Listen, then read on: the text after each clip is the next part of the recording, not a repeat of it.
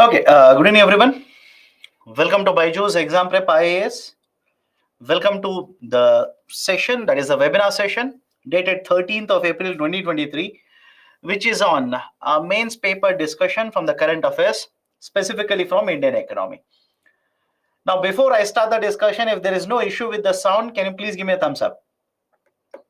Let me know either why yes, or thumbs up, anything is okay. Done. Let's start. Before we have a look at let's say the list of the topics that we are going to cover, here is a very important announcement, which I'm pretty sure all of you know this. We are continuing or we are conducting test series, preliminary test series targeted for UPSC Civil Services 2023, which has already started from the month of November and it has continued.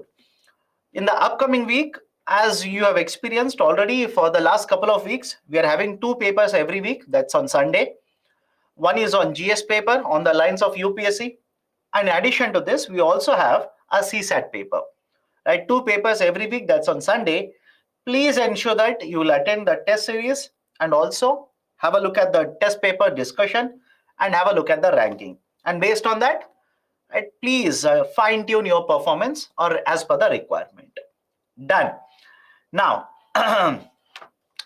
let's have a look at the list of the topics now. These are the 6 topics that we'll be discussing today, starting with Foreign Trade Policy 2023. Okay, 2023. First one will be FTP 2023. Second one, Competition Commission of India. Very recently, certain amendments have been passed. And if you know, yesterday or day for yesterday, the President of India has given the assent for the amendments. Now it is going to be implemented. Again, the decision from what date to be implemented is yet to be decided. Then after that, we will discuss certain very important new measures that have been announced. Right, that is SEBI's new measures. One more very important scheme, that is a Smart City Mission, SCM, Smart City Mission. Right, in this year, the deadline of Smart City Mission is there. So what are the issues which we are facing as of now? Towards Cooperative Fiscal Federalism, an article from Yojana, March 2023, and one article from Kurukshetra, MSMEs on a growth trajectory, that is again from March of 2023. Let's start. The first very important article that I want to discuss is Foreign Trade Policy 2023. Now, what is a foreign trade policy? The basic idea for foreign trade policy is that once every for 5 years, for a duration of 5 years, it's a convention. Please remember, no constitutional mandate. It's a convention. So for every 5 years, Government of India comes out with a trade policy to promote more and more exports. Now, earlier foreign trade policy we implemented from 2015 to 2020. The initial time period for the implementation was from 2015 to 2020. Now, what happened was, because of the pandemic, the duration or the time period for the foreign trade policy was extended. It was extended by 1 year, after that again half a year, and finally for the financial year 23 and 24, starting from financial year 23 and 24, Government of India has announced a new foreign trade policy. Please make a note of all of these particular points. At least look at these points and you'll get the PPT, don't worry. Unlike earlier foreign trade policies, this foreign trade policy doesn't have any end period. There is no end period for this particular foreign trade policy. What do you mean by end period here? You'll generally come across the term sunset. There is no sunset for the foreign trade policy 2023. Now, what do you mean by a sunset here? Sunset simply means for how many years? For how many years is the foreign trade policy applicable? Government of India now says this foreign trade policy will continue to be implemented as far as I will continue to implement it. There is absolutely no expiry date for this. Unlike earlier situation where we used to have foreign trade policies for 5 years. For example, we had one foreign trade policy from 2009 to 2014. We had another foreign trade policy from 2015 to 2020. Previously, we had a foreign trade policy from 2004 to 2009. So what you generally see is there is a time period for 5 years. Now this time period has been removed. There is no time period which is applicable to the foreign trade policy 2023. Now, what are the important provisions of this? What are the important provisions which have been announced? We'll look at 6 very important recommendations, or let's say the provisions of the FTP. One, moving away from the incentive-based regime to remission-based regime. Internationalization of rupee. Third one is a district as a export hub. E-commerce exports, promotion of e-commerce exports. Fifth one is an amnesty scheme for one-time settlement. And the sixth one is merchanting trade reform. So these are the 6 very important announcements of FTP 2023. Let's have a look at each one of them individually. First one, moving away from incentive-based regime to remission-based regime. What is the meaning of it? Earlier, if you remember this, under the foreign trade policy FTP 2015, we had initiatives such as MEIS and SEIS. I hope you have read about this in the economic classes. I hope you have read it. Right, MEIS and SEIS. Right, merchandise exports from India scheme and service exports from India scheme. And what was the specific gap? What was the specific What was the specific idea for MEIS and SEIS? The specific idea was the exports, value of exports will be used to determine the value of incentives. I'll repeat it. Whatever is the value of incentives, that will be connected to value of exports. For example, if you export $100 and let's say the incentive is 10% of it, how much incentive you will get? You will get $10 worth of incentive. If you export $200, right, how much incentive you will get? You will get 20 incentives, $20. If you export, let's say $300, again, how much incentive you will get? $30. So can I call these incentive schemes as export linked incentives? Please remember this. Can I call these incentives as export linked incentives or not? In simple terms, the amount of incentives that you receive is connected to value of exports. It is determined based on the value of exports. What is the problem here? The problem is very simple. India has signed an agreement with the WTO. Right, under WTO, there is one agreement. What's the agreement?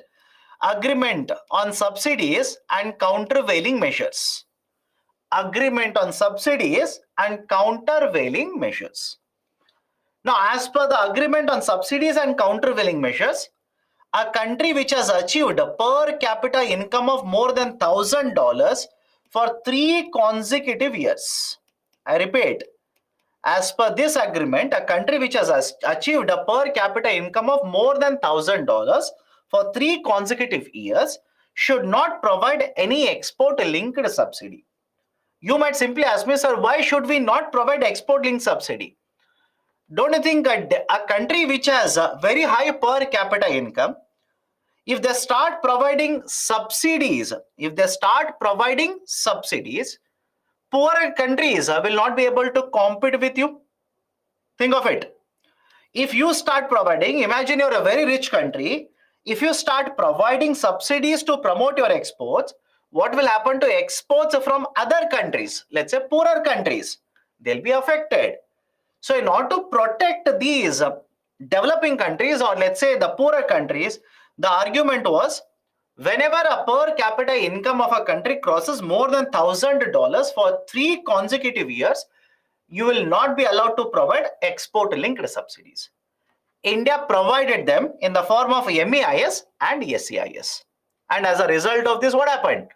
USA went to WTO, filed a complaint against India, and WTO found that these schemes are actually violating the agreement on subsidies and countervailing measures. Right? That is the precise reason. I hope you understand. That is the precise reason Government of India now says will not be providing these kinds of subsidies. I hope you understand. Will not be providing these kinds of subsidies. Rather than this, what we will do? We will provide remission-based subsidies. Look at this. Rather than this, remission-based subsidies will be provided. What do you mean by remission-based? right? I hope you have heard of RODTEP scheme. Yes or no? RODTEP. Very often this is cited in the newspapers. It is given in our website also, right? It is there in the magazine also that we are providing. Remission of duties and taxes on export products. Remission of duties and taxes on export products. RODTEP. Now, in case of RODTEP, government says the amount of subsidies that I provide, in fact, they do not use the term subsidy there. They say that certain taxes that are paid by these manufacturers are not returned to them, that are not credited to them. For example, sir, what kind of taxes are you talking about? Think of this and let me know. You're a manufacturer, you'll purchase petrol as one of the raw material. You'll purchase petrol as one of the raw material.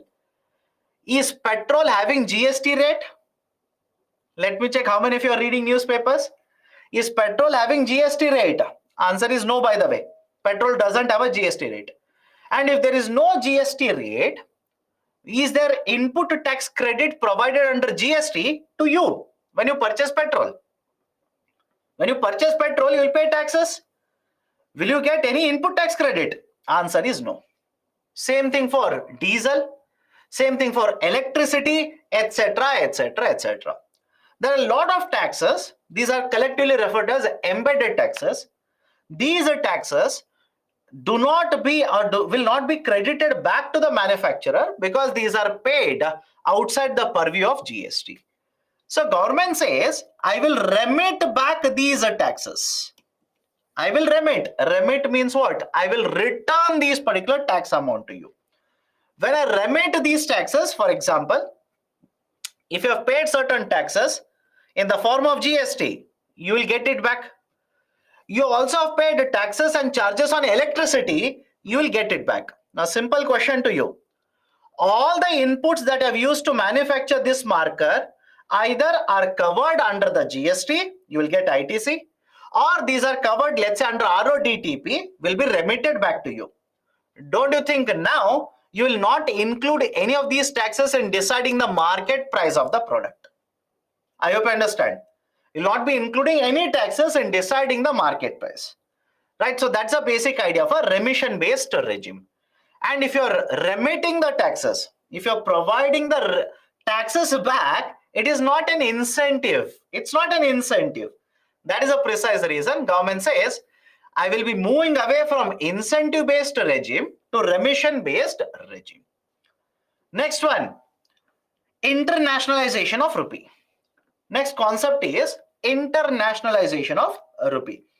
Now, what do you mean by internationalization? In fact, in the earlier webinars also, right, if you remember it correctly, we have discussed the concept of internationalization of rupee. What do you mean by internationalization? As of now, very small number of transactions which are conducted in the international market, we use rupees. I hope you understand. Very small number of transactions. We use actually rupees. But most of the transactions that are done outside India, these use dollars.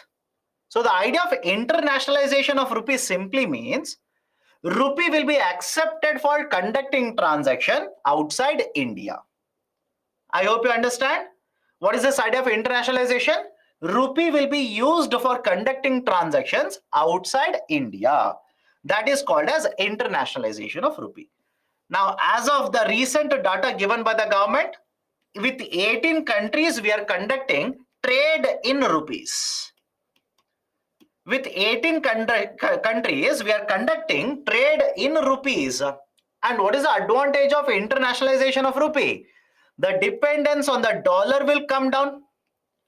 All of you will agree? The dependence on the dollars will come down. And whatever is the issue of a dollar in terms of, let's say, rupees, dollar value goes up, dollar value goes down, rupee depreciates, rupee appreciates.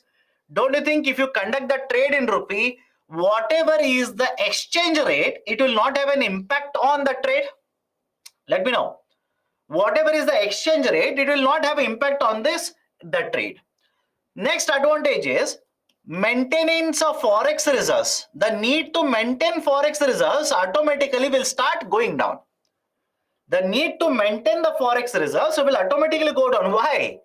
You do not have to convert your rupees to dollar to make payment. It's basically already conducted in terms of rupees itself. That is the basic reason why internationalization of rupee is being promoted by the government now. That's the second very important announcement. Third one, districts as export hubs. Districts as export hubs, DEHS. Districts as export hubs. Now have a look at this.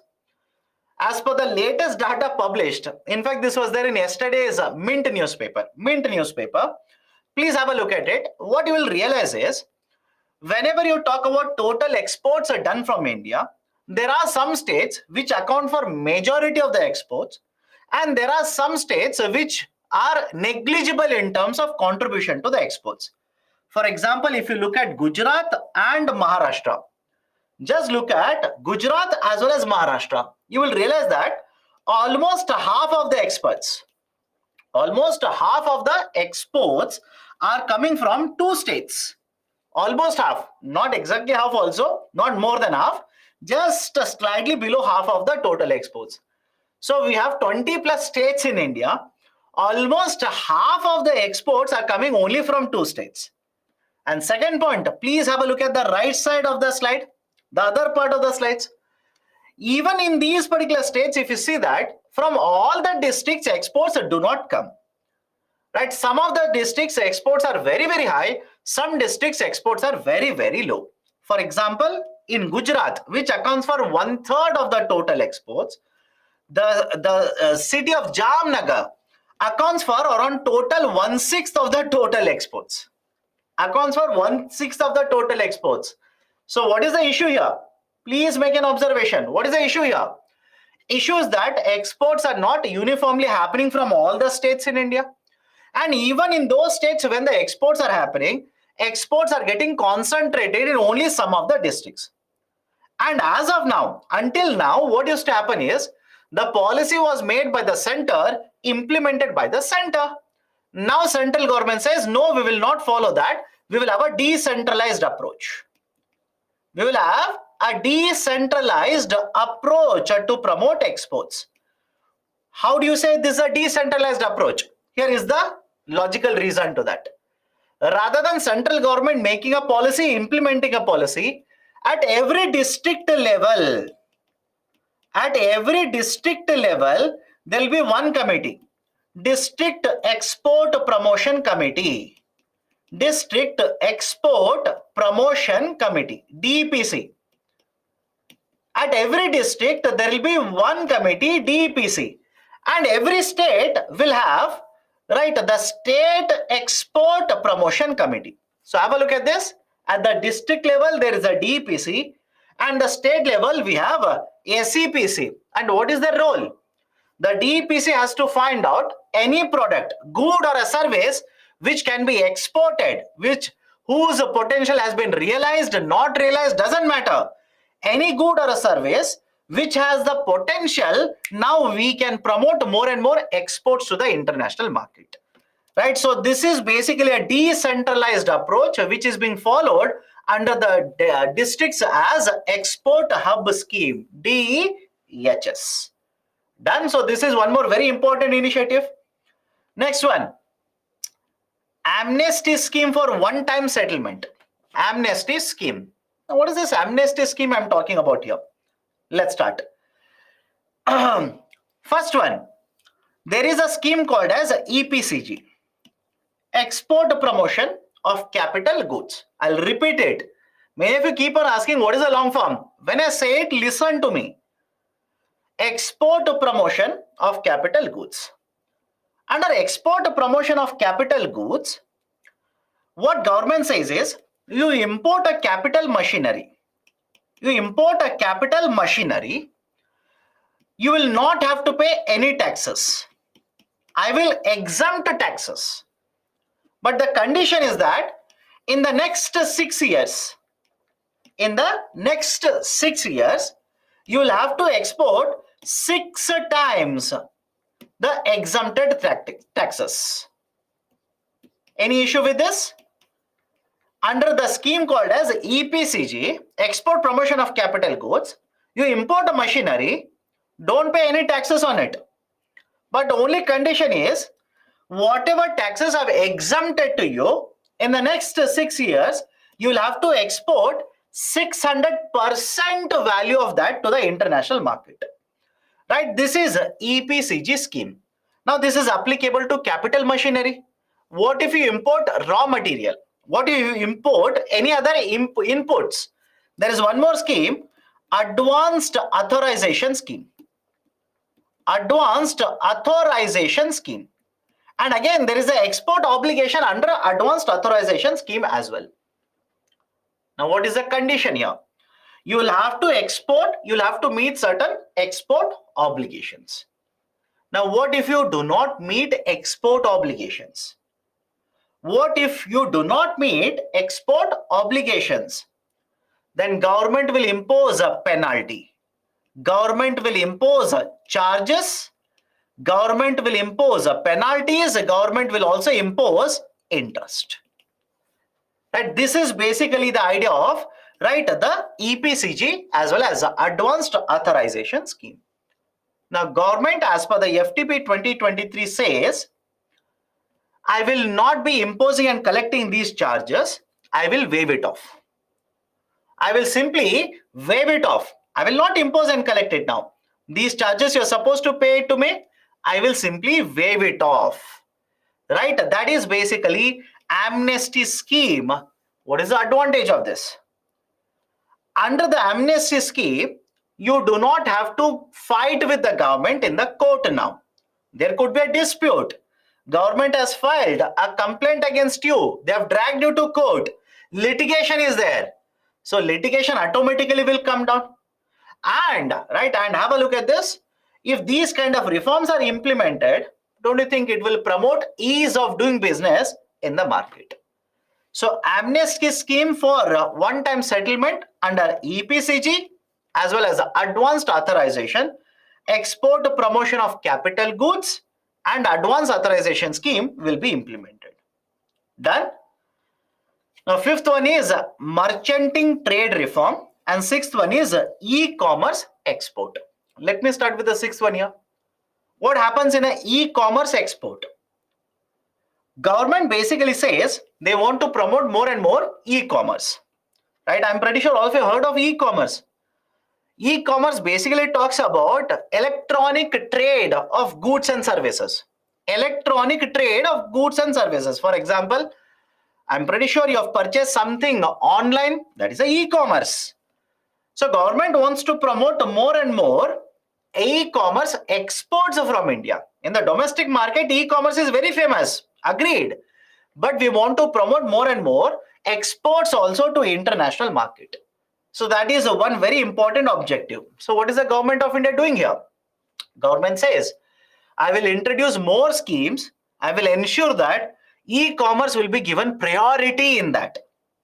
I'll ensure that e-commerce will be given more and more priority. Incentives will be provided to promote more and more e-commerce exports. What is this idea of a merchanting trade reform? Right? What is this idea of a merchanting trade reform? Now we have allowed merchanting. Now what is this concept of merchanting? Please have a look at this. Imagine there are two countries A and B. Something has to be exported from A to B, but this export or transportation will be done from A to B from one more service provider who doesn't belong to both the countries A and B. I hope you understand this. Imagine you are a company. You will export, let's say, rice from country A to country B. But you are from which country? You are from India. All of you will agree? Right? What is the specialty about this? The person who is providing the services of exporting from A to B does not belong to country A, does not belong to country B. In fact, the person belongs to some other country. So without getting these exports to the shores of India, without the export reaching Indian market, Indian territory, the exports will happen from A to B. This is called as a merchanting. This is referred to as a merchanting concept. Until now, merchanting was not allowed in India. I hope you understand. Until now, merchanting was not allowed. Now, Government of India says merchanting will be allowed. What is the advantage of this? Let's imagine a situation. I'm sitting in USA. You're sitting in India. We had an agreement. You will export wheat to me. You will sell wheat to me. Now, let's say wheat prices in Indian market will go up. Now think of this and let me know. Wheat prices in India will go up. What do you think Government of India will do? Will they promote more and more exports of wheat from India? Let me know. Will the government promote more and more exports from India? No. Government will say, some of you are saying yes. How? How? Think of it, you're in India. Right? If Government of India will promote more exports, already there is a higher price. Don't you think prices will skyrocket? Right? So argument is government, let's say, will ban. Government will simply ban export of wheat, but you had agreed to sell wheat to me now. So what you will do now? You will simply purchase wheat from another country and export it to me. Have a look at this. You will purchase wheat from another country and export it to me without the wheat reaching the Indian market. Can I call this as merchanting? Let me know. Can I refer to this as a merchanting? This is basically merchanting. Merchanting means what? You are providing services and you are not from both of these countries. You are from third country. You are not from both of these countries. You will ensure that the product will move from country A to country B without reaching the shores of your country. That is called as merchanting. Now, this is one example. You can apply it in multiple ways. You can apply it in multiple ways. You will start providing logistic services, export services from one more company, right? Because of merchanting now. That is basically the idea for merchanting, right? Now we are allowing merchanting reforms. We are allowing merchanting under the FTP 2023. Done? So these are some of the very important reforms that Government of India has announced under the FTP 2023. Okay. Discuss the measures announced in the FTP 2023 15 marker in 250 words. 250 words. So you can imagine how difficult it is for you to compress these 6 important points into only 250 words. Done? Right. So this is the first topic. Let me go to the second topic. Competition Commission of India Amendment Bill, which has become Act now, right? With the assent of the President of India, this is a Competition Commission Act of 2023 now. Now, what is this Competition Commission? First and foremost, please understand this. Competition Commission is a statutory body. It is a statutory authority, statutory body. What do you mean by statutory body? There is an act of the government, or let's say the parliament has passed a bill. President of India has signed the amendment. And as a result of this, there is one authority which has been established under the law. Right? That is called as a statutory authority. So Competition Commission Act of 2002. This is an important one.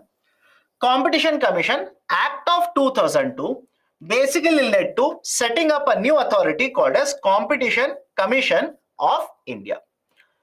Now, this Competition Commission Act has been amended multiple times. There was amendment in 2004. There was amendment in 2007. There's an amendment in 2009. But please understand, the most recent amendment, that is for 2023, it is one of the most comprehensive amendments to the Act. Why? Finance Minister introduced 13 amendments. Finance Minister introduced 13 changes, 13 amendments to the Competition Commission Act. Now, should you buy out all the 13 amendments? No. Please don't waste your time. Let me give you certain very important changes that have been proposed, which will be implemented now. Follow this carefully. First one, the global turnover for imposing penalties will be considered now. What is the meaning of global turnover? Please understand the logic behind this. Imagine here is a company, right? Imagine here is a company. It has violated certain provisions of Competition Commission Act of 2002. Now, earlier there is a discussion on what basis we should impose the penalties on the company. I hope you understand. On what basis we should impose the penalties on the company, right? Some of the experts believe that we should consider what is the revenue of the company, relevant revenue. There was a term called as relevant revenue. In fact, this relevant revenue concept was accepted by Supreme Court of India. There was a judgment in 2017. Supreme Court of India stated that the Competition Commission of India should impose penalties on the relevant revenue of the company. Now you will ask me, what is relevant revenue here? Let's take a very simple example. Imagine the company will produce 5 goods, but they are violating the provisions of the Competition Commission Act only when they are selling 1 good. I hope you understand. Sir, what kind of provision are you talking about? For example, let's say they have formed a cartel. All of you understand cartel? Cartel means group of producers. In fact, if you're reading newspapers, right, you will know that OPEC is a cartel, by the way. So have a look at this. The company is producing 5 goods, selling 5 goods, generating revenue. They have not formed a cartel in 4 of the commodities. They have formed a cartel in selling only 1 good. Now there is a question. Should we impose penalties on the whole revenue generated by the company, or should we impose penalties on only 1 product which they have sold, in which they have formed a cartel? I hope you understand this. And that is where the Supreme Court of India said we should not consider the overall revenue, we should consider only relevant revenue. Now can I simply say that for 4 products, imagine they have generated 1000 crore rupee revenue. For 1 product they have generated, let's say, another 1000 crore rupee revenue. Relevant revenue will be what? 1000 crore rupees. Right? Not full revenue, but it will be 1000 crore rupees. So there was this discussion. Should we impose on relevant revenue or the whole revenue? In fact, there was one more set of experts who said we should not even only look at the company's revenue in India. If the company is present, let's say in another country also, we should take the overall revenue of the company. Sir, what do you mean by this? Tell me. Tata Motors, can I say the total revenue of Tata Motors is derived from multiple countries? Is the logic okay? I'm taking famous examples so that you quickly understand it. Right? Apple company, the total revenue of Apple company is derived from multiple countries. So the argument was, no, we should not even consider relevant revenue. We should consider global turnover, global revenue. What is the reason? If we impose more penalties, they'll be very careful when they're violating the provisions. I hope you understand this. When you impose heavy penalties on them, right, they'll be very careful when they're violating the provisions. Because many of the times it has been found that despite having Competition Commission Act, companies are flouting the guidelines. Why? They'll pay small amount of penalty and they will go away. And that is the precise reason. Now have a look at this. The recent amendment says the global turnover will be considered for imposing penalties. Not the domestic turnover, not even the relevant turnover. Total global turnover will be considered for imposing penalties. And the logic is very simple here.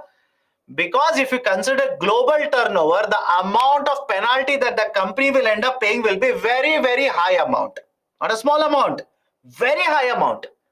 And if they pay up very huge amount of penalties, now they'll be very much careful when they want to, or whenever they are trying to enter into, let's say, these kind of the groupings as such, when they are violating the provisions of the Competition Commission Act. First one. Introduce leniency plus regime. Now, what is this leniency plus regime? Let's assume there is one company which is involved in a cartel. Company A is there in a cartel. You know that company A is in a cartel. You will find out, you will investigate, and you're basically trying to impose penalties on the company A. But don't you think it's very difficult for the Competition Commission of India to find out all the cartels are there in the market? I hope you understand. Right? What is a cartel? Cartel means grouping, my dear. You're not reading newspapers. Please read newspapers.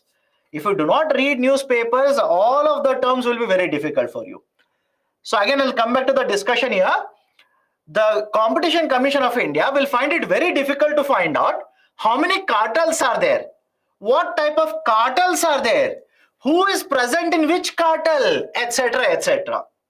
So what Competition Commission of India says now is, if you are a company, right, against whom there is an allegation that you are part of the cartel, we are investigating, will impose penalties on you, then have a look at this, right? Have a look at this.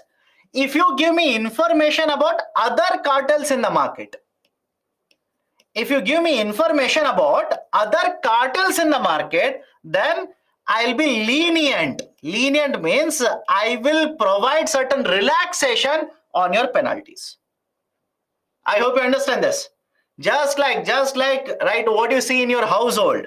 Imagine you along with your siblings, you have made certain mischief in the house. Right? Your parents will tell you, if you tell me what the other person has done, I will be lenient when I punish you.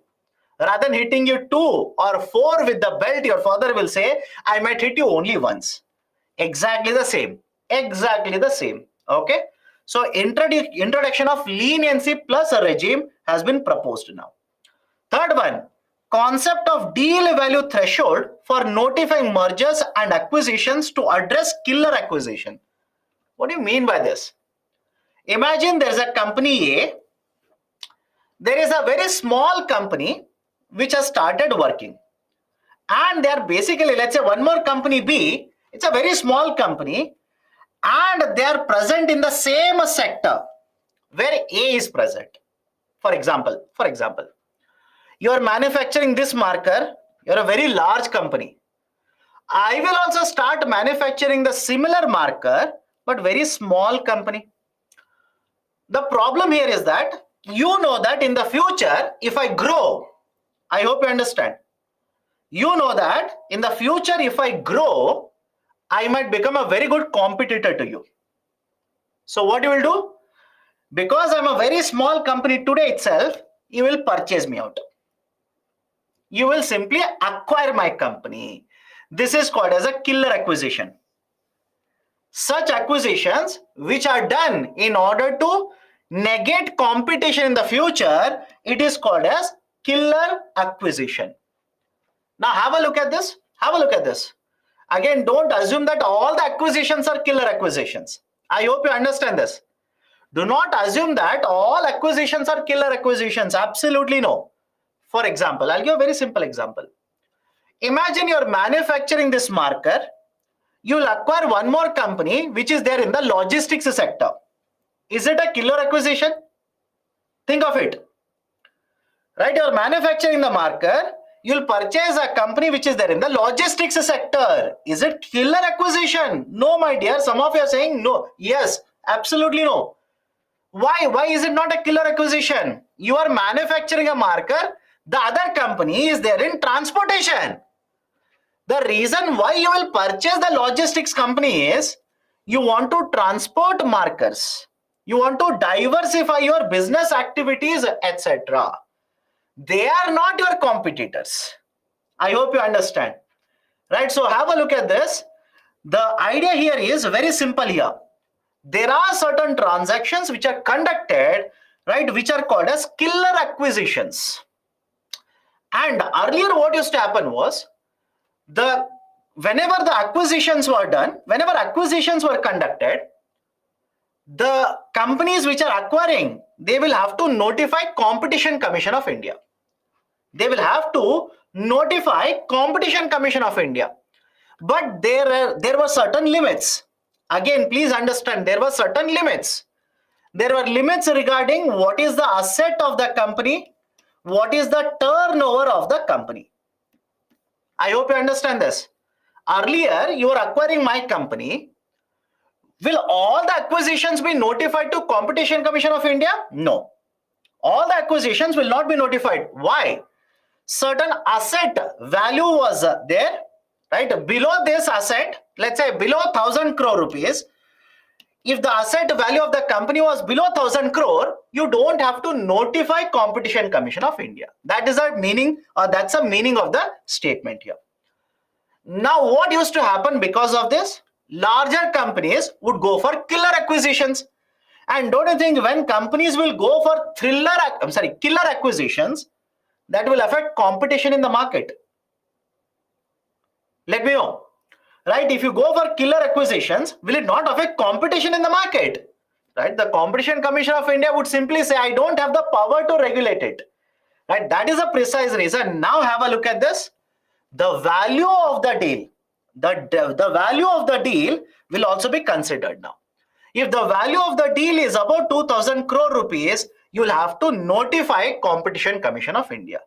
So asset, turnover, as well as value of the deal will also be considered now in order to ensure that killer acquisitions will not take place. Next one, the timeline required for clearing the mergers and acquisitions has been reduced to 210 days from 150, from 210 days to 150 days. What is the argument here? Imagine you are acquiring me, right? You are one company, I'm the other company. Either we are going for mergers. Merger means combining both the companies. Both of us are the owners. Acquisition means you will purchase my company, you are the owner here. So argument was, until very recently, if you basically acquire my company or we merge the company, we will simply notify the Competition Commission of India, and we will wait for approval from Competition Commission of India. And the Competition Commission of India would provide the approval within 210 days. Whether they will approve for the merger or acquisition, or they will oppose the merger or acquisition. Now this has been reduced to 150 days. Now tell me, what is the advantage of this? If the number of days are reduced, don't you think approval to the companies will be given much faster now? Delays will be slowed down, right? And in the market, because this is a very dynamic market, it's not a stagnant market, it's a very dynamic situation. So the dynamic nature of the market will be promoted now, right? So basically this is the fourth very important reform. Fifth very important reform, the Director General of Investigation, the appointments shall be done by Competition Commission of India. Right? Why? Earlier, please understand this. Here is the Competition Commission of India. Competition Commission of India is basically a board. I hope you understand. It's a group of experts. Now you tell me, do you think Competition Commission of India, the board of Competition Commission of India, how many of you think that they can only conduct the investigations? Do you think they are efficient enough to conduct all these investigations? No, please remember this. There is one authority within a CCI. There is one authority within CCI, that is the Director General of Investigations, DG. Director General of Investigations, right? So this DG used to conduct investigations, but look at the next point also. Remember this. The Director General of Investigations cannot take up the cases suo motu. Suo motu means on their own, they cannot take up the cases. They will have to receive the order from the Board of Competition Commission of India. They will have to receive the order from the Board of Competition Commission of India. And when the CCI will order the Director General to investigate, then the Director General will start investigations. Until now, the appointment of Director General of Investigations was done by the Center Government of India. Now, this power has been given away to Competition Commission of India. Why? What is the reason? Simple. Let me know how many of you believe that government will appoint all these experts as soon as there is a vacancy that is there. Let me know.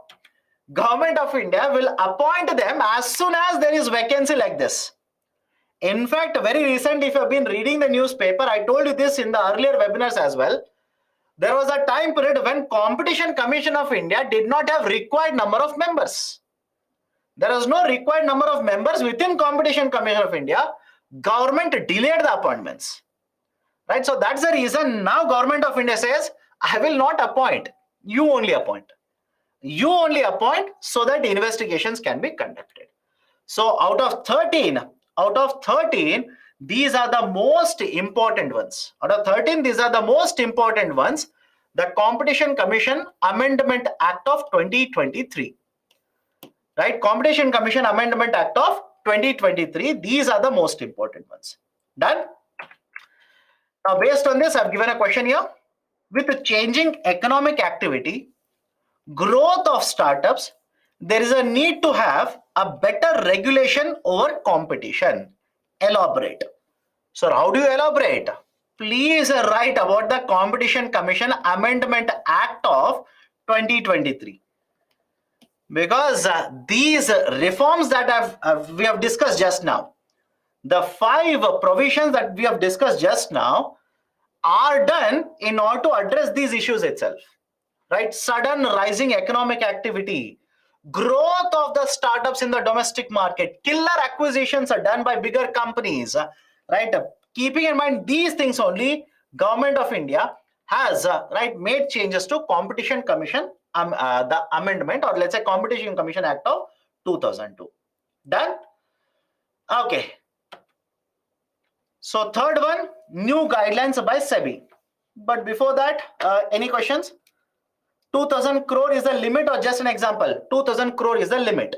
2000 crore rupee, the third point in the Competition Commission Amendment Act, it's an exact number which has been chosen by the government.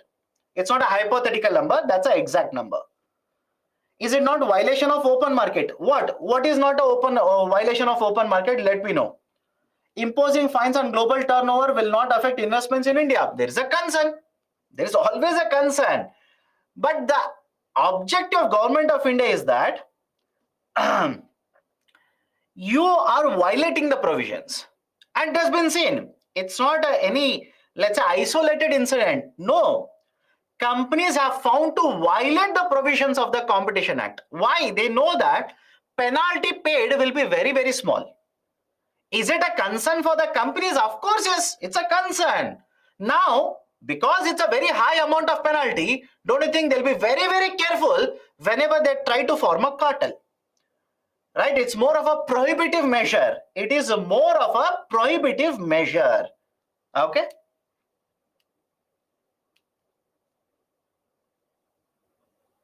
Global turnover is what? Global turnover means if a company is present in more than one country, whatever is the total revenue generated by the company, not only in India, but also outside India.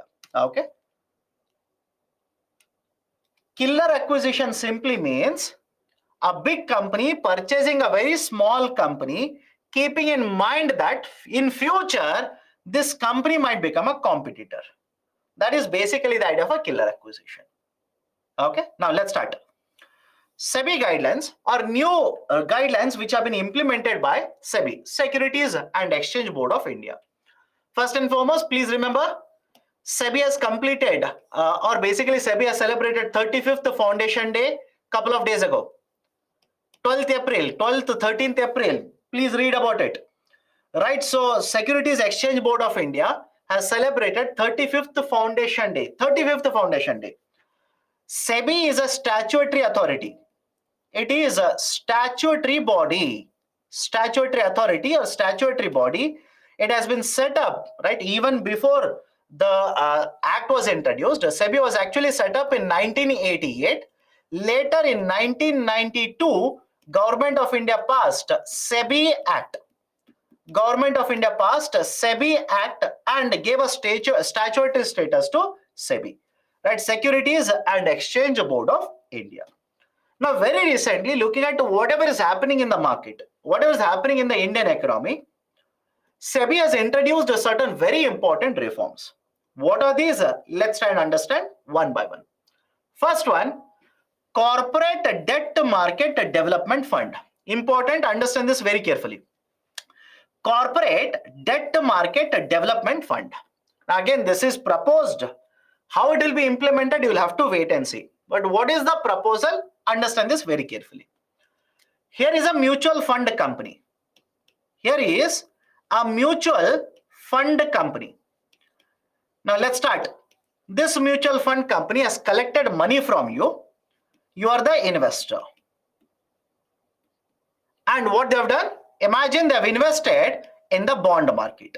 What kind of a market? Corporate bonds. Corporate bonds have been purchased by the mutual fund. Now let's say hypothetically, there is a stress in the market, right? A lot of you, right? Have a look at this. A lot of you will go to this mutual fund company, will ask for your investments. Yes or no? A lot of you will go to the mutual fund company, you will submit your mutual funds and ask for the money. Now, if the mutual fund company wants to give you money, they will start selling the bonds. They will start selling the bonds in the market. But what if the bond market is not functioning very well? In fact, this happens. Many of the times it happens.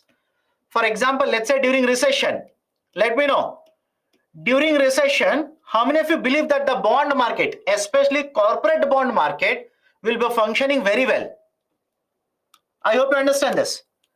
Right? In case of the recession, in case of the problems in the economy, in case of certain situations, bond markets are not performing very well. Imagine, just as a hypothetical example, imagine if Adani group of companies will fall. Imagine, I'm not saying it will fall. Before you jump on me, right, basically accusing me of anything else, imagine. If that happens, don't you think bond market will collapse? Think of it. Bond market for certain time period will basically not be performing very well. If you try to sell the bonds, companies' bonds at that point of time, do you think market prices will be very high? Let me know. Do you think market prices will be very high? No. Market prices will be very, very low. Now, this is a problem. Why it is a problem? Let's take a very, very simple example. Very simple example. You have given me 100 rupees. You are the investor. I am the mutual fund company. I will take that 100 rupee, purchase one bond whose value is 100. Now you will come to me, you want the 100 rupee back. Right? Whatever the value, you want it back. I want to sell the bond and give the money to you. What if the price of the bond in the market today is 50 rupees? Let me know. What if the price of the bond in the market is 50 rupees? Don't you think I'm already in trouble? Let me know. Right? Don't you think, look at this example, I'm already in trouble because you are expecting returns from me. You're expecting your money. I want to sell the bond, give your money back, but the value of the bond is very low. Can this create problem for the mutual fund companies or not? Has it happened earlier? Of course, yes. It has happened a couple of years ago. There is one mutual fund company in India, one mutual fund company. That is the Franklin Templeton Mutual Fund Company, FT, Franklin Templeton Mutual Company, one of the largest mutual funds in India. What happened was they collected money from the investors. Investors wanted their money to be returned. Bond market was not doing very well. They started selling the bonds. They were not able to generate sufficient amount of money to repay to the investors. So what is basically the solution here? SEBI says, I will set up a new fund. Have a look at this. SEBI says, I'll set up a new fund. Again, this is a proposal. You'll have to wait and see how this will actually work out. The new fund will be Corporate Debt Market Development Fund. Now, what will happen as per the proposal? I'll simply tell you as per the proposal. If a mutual fund company, let's say, has invested 1,000 crore rupees into this fund. In fact, as per the current proposal, the fund will have a value of 33,000 crore rupees. I hope you understand. The fund will have, right, the value of 33,000 crore rupees. Imagine this mutual fund company has contributed 1,000 crore rupees. If this has contributed 1,000 crore rupees, then they will be allowed to sell. They'll be allowed to basically give up to 11,000 crore rupees worth of bonds and take money from the fund. I hope you understand this. They'll be allowed to give up to 11,000 crore rupees worth of bonds here and take 11,000 crore rupees from the fund. Right now, what is the advantage of this? What is the advantage? Simply the idea is simple here, right? Simply the idea is, in case the market is not doing very well, your concern is you may not get sufficient amount of money. You may not get sufficient amount of money by liquidating your assets. In that situation, you can take money from the fund, which is called as Corporate Debt Market Development Fund. In order to provide the required amount to the mutual funds, this proposal has been done. Now, how it is going to work out? How many mutual funds are going to contribute? Absolutely no clarity regarding this. It is just a proposal as of now. It will ensure that mutual fund companies will contribute money and up to 1,000 times of this. That is 1,000 crore plus, right, let's say 10,000 crore. 2,000 crore. Let me see. If a mutual fund company will contribute 2,000 crore, can I say that 2,000 crore plus 10 times of this, that is 20,000 crore rupees? The mutual fund company can take up to 22,000 crore rupee from the fund. Is it okay or not? If a mutual fund company will contribute, let's say 500 crore to the setup of this fund, 500 crore plus 5,000 crore rupees. 5,500 crore rupees can be taken from the mutual fund. From the fund by the mutual fund. Again, this is a proposal. If you ask me, sir, which mutual fund is contributing how much? Absolutely no clarity has been announced last month itself. You'll have to wait and see how it is going to perform in the coming days. So this is one very important reform. Second, SEBI to regulate index providers. SEBI to regulate index providers. What is this idea for index providers? Have a look at this. There are certain, right, let's say authorities in the market which will provide indices to you. For example, the index providers will provide you index about, let's say, public sector banks. There is an index in the market which is basically public sector bank index. Right? What is the idea of a public sector bank index? The shares of all the public sector banks are accounted here. What is happening to the share prices, market prices of the shares of public sector banks will be mentioned here. Any logic, any argument with respect to this? Right, sir, is there any other example of an index provider? Let's say top 50 companies in India, there is one index. What is the meaning of this? The shares of top 50 companies, the market price of the shares will be represented in the form of an index. Right, for example, today, let's say hypothetically today, the top 50 companies, one share will totally put together will cost you, let's say, 1,000 rupees. Will cost you 1,000 rupees. Now, after 1 year, if it will cost you, let's say, 1,100 rupees, can I say index will be 100 here and 110 here? Let me know. This index will be 100 here and 110 here. Right? Index is basically a representation. It's a collection of a data. Index always means collection of a data. For example, have you read yesterday's newspaper? What is CPI? Tell me. Right? What is CPI? CPI is an index. Right? Couple of days now, WPI data will also come. What is a WPI? Again, it is an index. So index means what? It is a reference point. It is a number representing certain data. So there are index providers. Now there's a problem with the index providers in India. Why? Have a look at this very carefully. Imagine you want to invest in the market. You want to simply invest in the market. Do you have sufficient time to do the research and analysis? Think of this. Do you have sufficient time to do your own research, to analyze everything, and based on that, you want to make an investment? No, you will not do that. Rather, what you will do is, you will follow these index providers. You will follow these index providers. Why? I'll tell you. These index providers, their function is that only. They'll keep on analyzing what is happening to the market price of shares of, let's say, all the steel companies in India. They'll keep on analyzing what has happened to the market price of shares of top 50 companies in India. They'll keep on analyzing what is happening to the market price of shares of, let's say, these companies which are there in the shipping, these companies which are there in, let's say, steel manufacturing, iron manufacturing, etc. These are involved in that only. So you know they are experts. They are doing it. So you'll simply follow. For example, there is a company which will provide an index number to you, which will consist of shares of public sector bank. And you know that they have considered, let's say, 12 public sector banks in this. So what you will do now? You already know public sector banks are very safe to invest.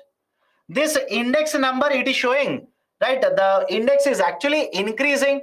So what you will do? You will basically invest in the shares of 12 public sector banks. Your investments will be as per the index prepared by these authorities. What is the problem here? What is the problem? Problem is, imagine this. They have prepared an index for the top 50 companies.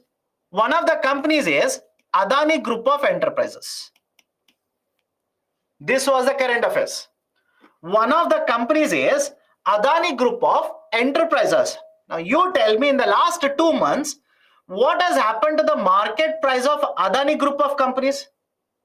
Let me know. In the last 2 months, what has happened to the market price of the shares of Adani Group of companies? It has fallen down. Now you as an investor, you did not know that. What you did was, you basically blindly followed the index prepared by this provider. And because they have invested in Adani, you also invested in Adani. As a result of this, what will happen to your investments? Is the logic okay? Right? As a result of this, because you are following the index provider, what will happen to your investments? Your investments will also take a hit. Your investments values will start falling down. After looking at this, you will realize, okay, you blindly followed the index provider. Now your investments are coming down. That is the precise reason a lot of these index providers who had, right, basically included Adani's group of enterprises, they were criticized. They were basically criticized, saying that despite knowing there is a report of Hindenburg, which is right, critical of the activities of Adani, you are continuously including Adani's group of enterprises when you prepare index. And because you are preparing index, others are following your investment strategy. And they are also suffering now because you included Adani group of enterprises in your index. This was a criticism. And many of the people looked at Government of India to issue directive. Government of India clearly stated, no, I do not have any regulatory powers over the index providers. SEBI will regulate index providers. SEBI will simply regulate these index providers. Right? So very recently, SEBI also says, okay, I am the one who is going to regulate index providers. Now we will start looking on what basis they will decide which company will be included when they prepare the index. Right? Are they including these companies just to mislead the market? Are they including these companies to provide information to the market? What is the practice? I will start regulating the index providers. That's a second very important guideline. Third very important guideline, SEBI approves ASBA facility for trading in the secondary market. application supported backed amount. Application supported backed amount, ASBA. What is this application supported backed amount? I'm sorry, blocked amount. Application supported blocked amount. Now, what is this idea? Let me explain it. Right, have a look at this. I'll take a very simple example. Imagine you will place an order for Amazon product. Have a look at this. Imagine you will place an order to an Amazon product. I am the delivery person. I will bring the product. I will ring the bell of your home. You'll open the door. I will say, sir, please take the product. It is cash on delivery. Make the payment. You will simply say, sorry, sir, I don't have money. I hope you understand. You will simply say, sorry, sir, I don't have the money for it. Now, what is the solution to this?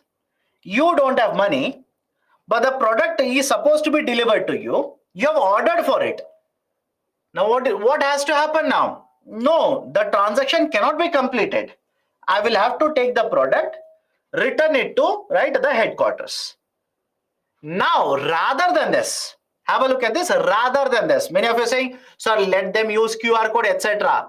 You say you don't have money in the bank. You don't have cash. You don't have gold, etc., etc. You don't have anything. Right? Imagine that situation.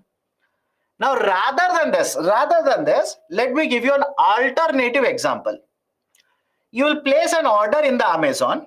Let's say the product price is 500 rupees. Price of the product is 500. And before accepting the order, what happens is, out of your bank account, right? I hope you understand. Out of your bank account, imagine in your bank account, 1000 rupee deposit is there. Out of this 1000 rupee, now 500 rupee will be reserved to be paid. Have a look at this. It will be reserved to be paid. They have not yet paid. Reserved to be paid to Amazon company. I will come to your home, ring the bell, hand over the product to you. Now, once you accept the product, this 500 rupee will be transferred from your bank account to Amazon. Any problem with this example? Let me know. Right? What is happening here?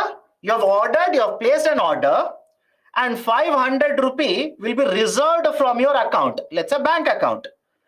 And once the transaction is completed, the 500 rupee that is reserved will be paid to the Amazon company. Apply the same example in the stock market. Have a look at this. Apply the same example in the stock market. I'm holding shares of Adani Group of companies. You want to purchase the shares of Adani Group of companies. Imagine the price of the Adani Group of companies is 100 rupee and I have 10 shares, which means you'll have to pay how much? You'll have to pay me 1000 rupees. So the moment you purchase my shares, and I hope you understand this, immediately the transfer of shares don't happen. I hope you understand.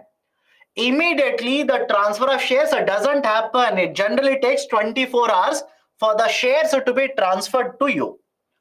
So what you have done? You have purchased the 10 shares of Adani Group of companies from me. Have a look at this. The value of the share per share is 100 rupee. 1000 rupee you will have to pay me. Now, that 1000 rupee will be blocked from your bank account. I hope you understand. That 1000 rupee will be blocked in your bank account. The moment the transfer of shares will happen, your 1000 rupee from the bank account will be transferred to me. This is called as application supported blocked amount. ASBA as a concept was actually introduced in the primary market. When IPO is done, when FPO is done, ASBA was introduced there. Now, ASBA facility will also be introduced in the secondary market. What is the secondary market? Bombay Stock Exchange. Have you heard of BSE and NSE? Bombay Stock Exchange and National Stock Exchange. Right? So in Bombay Stock Exchange as well as National Stock Exchange, also concept of ASBA will be introduced. Now many of you will ask, why? What is the advantage? What is the reason of this? The reason is very simple here. Earlier, what used to happen is, I will pay the 1,000 rupees, or let's say you will pay the 1,000 rupees to the middleman. Middleman will transfer the 1,000 rupees to me, right? And I will transfer the shares to the middleman. They will transfer those shares to you. Don't you think there could be a mix-up by the middleman? Think of it. There could be a mix-up by the intermediary, right? And that is the precise reason. Now SEBI says, let's not do that. Let's not do that, right? You want to make a payment, reserve the amount in a bank account, and once the transaction is completed, the amount will be transferred directly like this. That is ASBA, application supported blocked amount. Next one, large listed companies must confirm or deny price sensitive market rumors, right? Just remember this. Why? Right? Don't you think the moment Hindenburg came out with a report, in the next 30 to 40 minutes or even in the next 1 hour, Adani group of companies could have given certain clarification in the next 1 hour. What is the advantage of this? Many of you think, sir, why? Why should the company give clarification? Whether the news is correct, whether there is, let's say a speculation, whether this is simply false, etc. If you can immediately give a clarification, the panic in the market, will it be controlled or not? Let me know. Will the panic in the market, will it come under control or not? Right? Of course, yes, the panic automatically will come under control. If you take 1 day, if you take 2 days, if you take 3 days, then you come out with a very lengthy explanation to oppose what is the report. By the time, market would have entered into turmoil. Many of them, right? Many of them would have already entered into a panic mode, right? Basically, right, leading to a lot of turmoil, right? So that's a reason. Again, some of you are taking specifically this example. I'm not saying this. I'm saying they take this as an example. Lot of times there are a lot of rumors about the company.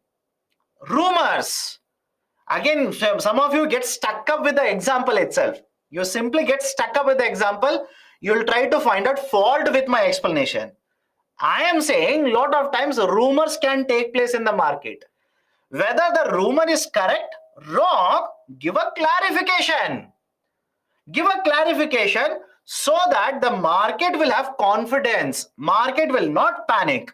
Market will not start selling, dumping the shares of a particular company in the market because it could be a rumor. Because all the time, whatever news is there about a company, all the time it is not correct. Some of it could be speculative in nature. Some of it could be simply a rumor. Some of it could be a hearsay, etc. Right? All of that has repercussions in the market. That's the reason the top 100 companies in terms of sizes will have to keep on giving all of this, right, information to the market so that, right, the market will not enter into panic mode. Right? So this is the discussion regarding some of the very important reforms, right? Some of the very important reforms related to, let's say, the latest SEBI guidelines. Discuss the reforms undertaken by the market regulator, right, in order to promote transparency. In order to promote transparency, just let me check. Okay, the question has missed. In order to promote a transparency in the capital market. In the capital market. Okay. So this is a question, 10 marker, 150 words. I've given multiple reforms here. You can use many of them. You can easily hit 150 word limit. Okay. Done. So next article, Smart City Mission. Very often this is cited in the newspaper. Why? Let me show it to you. Have a look at the article here. Right. Have a look at the article here. Right. This article I've taken from Indian Express, 24th March. Extension of Smart Cities Mission is an open issue. Right. The ministry the ministry basically has informed the standing committee or the house panel here. Now, what is this idea of a smart city? I'm pretty sure most of you heard of smart city, but you do not know the definition of smart city. The meaning of the smart city is very simple. It is application of technologies. I'm using the term technology. They can use the term information and communication technology. It is application of technology in a city in order to improve efficiency,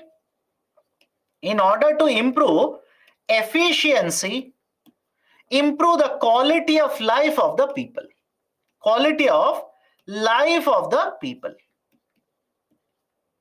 Any difficulty with the statement? Let me know. What do you mean by smart city? Smart city simply refers to application of technologies. In a city, the municipality is applying the technology in order to improve efficiency. Efficiency of what? Efficiency of services delivered, in order to improve the quality of life of the people. Now, many of you will ask, how is that possible? Give me an example. How is that possible? I'm pretty sure in at least some of your cities now, municipality has improved how they are collecting dry waste and wet waste. Let me know. Right? Don't you think in many of your cities where you're basically residing, right? Many of these cities, they have basically introduced a new system, how they are going to collect dry waste separately, wet waste separately. In many of the cities that you are living, they are promoting, let's say, safety and security of women by installing CCTV cameras. They are introducing new methodologies for easy commutation, easy transportation, etc. Let me give a very simple example. Have a look at this. I'll come back to all of this. Don't worry.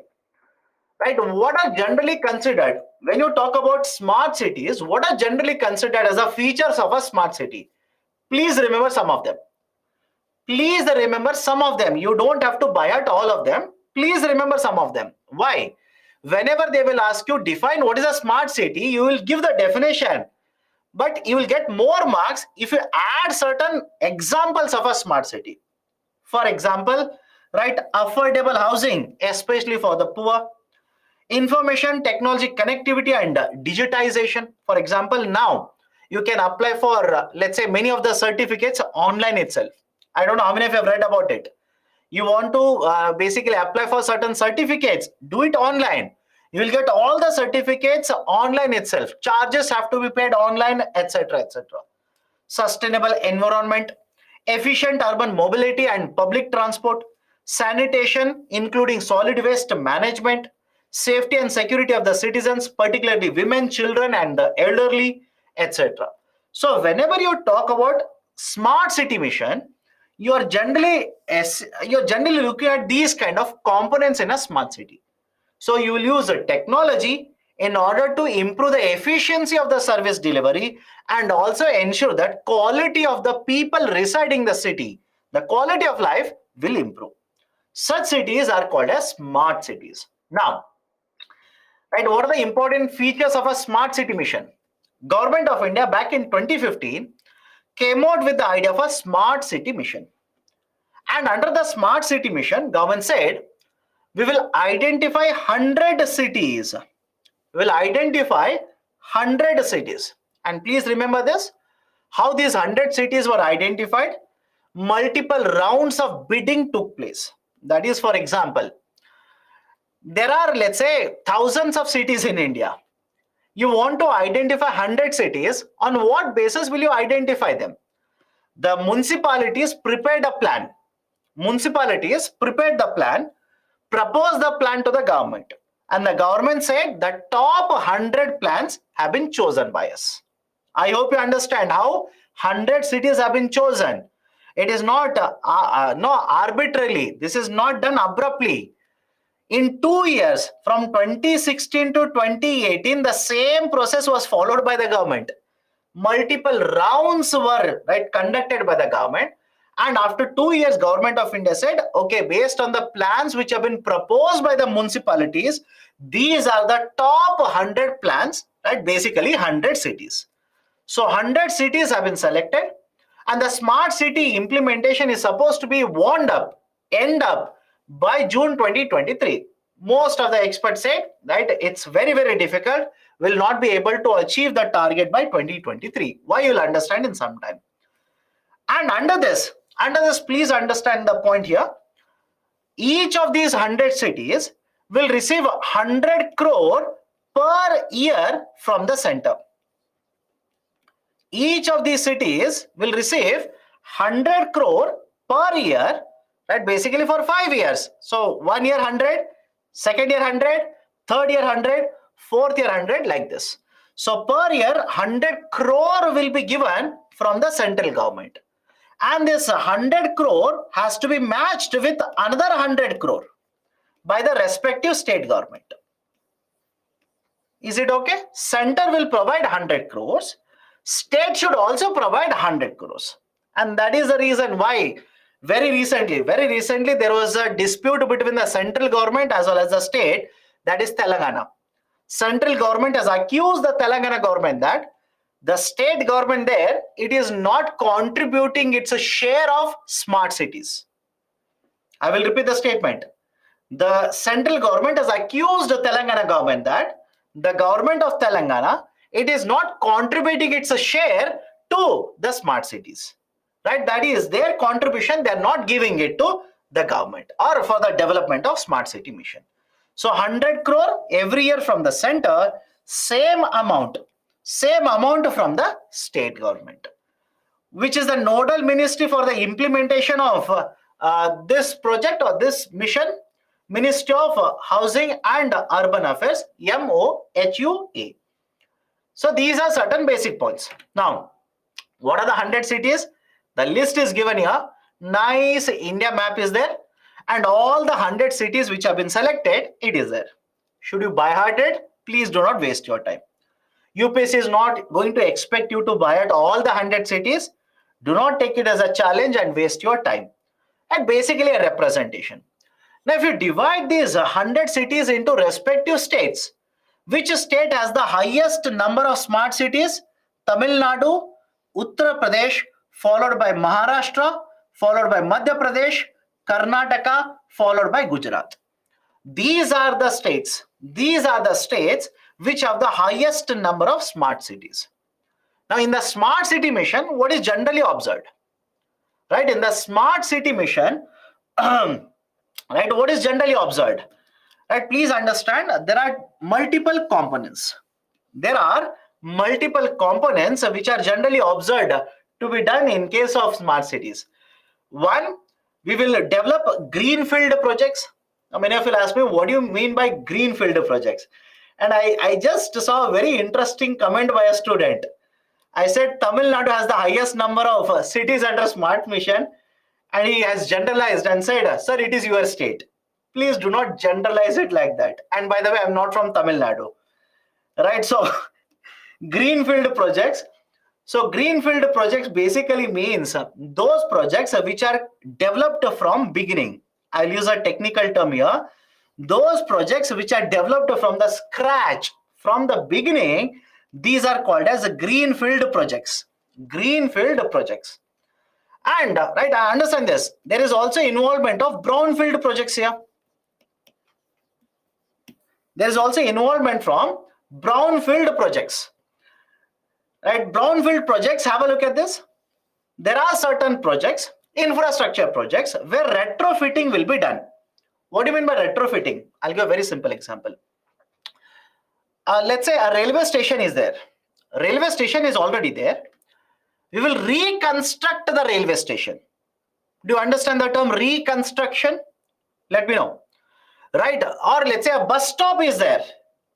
The bus stop, it's already there. Some part of the bus stop is basically reconstructed.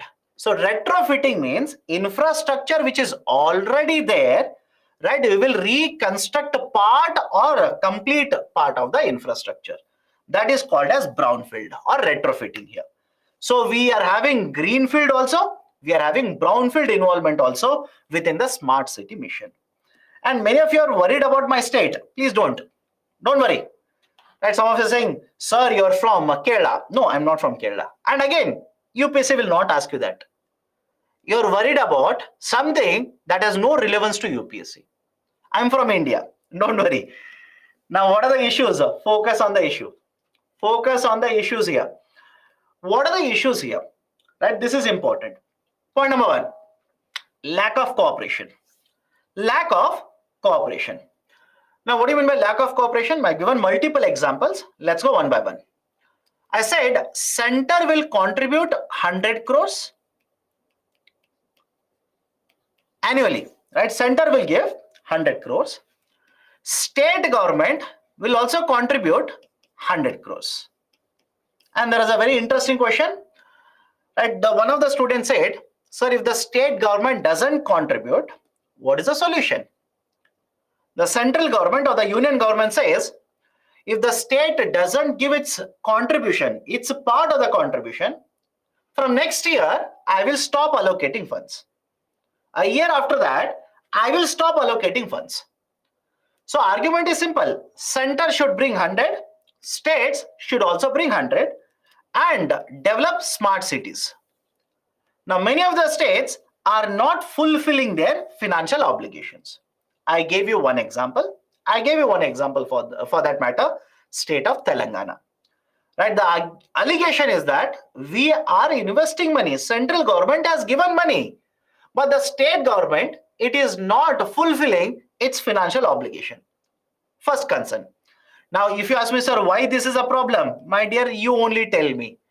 If you do not get 100 crore from the state, don't you think development of projects under the mission would be slowed down or not? Point number two.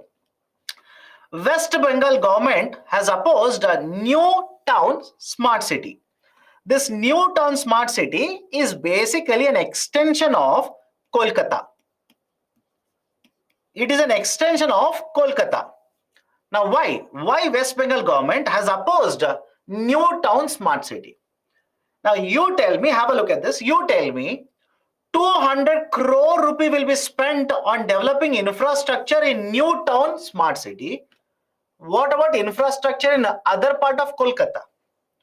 What about infrastructure outside, right? Any city nearby, which is nearby to this smart city? Don't you think that will lead to uneven growth, uneven development? Let me know, right? Will it not lead to uneven growth, uneven development? Of course, yes.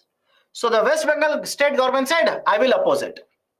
I will oppose the scheme, right? That is the second concern, right? Third concern, opposition to special purpose vehicle. What is the meaning of special purpose vehicle? Special purpose vehicle refers to an entity which has been set up to achieve specific objectives. Now, have a look at this. Imagine there is a, right, I'll take a real life example. Mumbai. Right? Mumbai. It's a city, by the way. So in Mumbai, there is one party which has a majority in, right, the municipality. All of you will agree? Municipality elections are held. It happens, same thing happened in Pune also. Same thing happened in many other cities. Right? City elections or municipality elections are conducted. One party will have majority. Let's say you are, right, the mayor of the municipality. You are the mayor. Now the central government says there will be certain infrastructure projects implemented in your city, but you will not have the power. One more authority that is set up for development of smart city, they will have the power.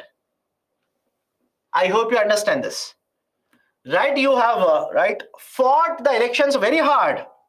Somehow you have become the mayor of that city. Now the central government says you will not have the power over some of the projects under smart city mission. It is one more authority that I will set up, which will oversee implementation of the project. You tell me, will you accept it? Let me know. You tell me, will you accept such a proposal? You will never accept it. That's a reason. There are a lot of these cities where the local municipalities, that is the politicians in the local municipalities, they have opposed the idea of a smart city mission. And they have done whatever is possible in their power, opposition, strikes, delaying the movement of the goods, etc., etc. Whatever is in their power, they have done in order to slow down the implementation of the project.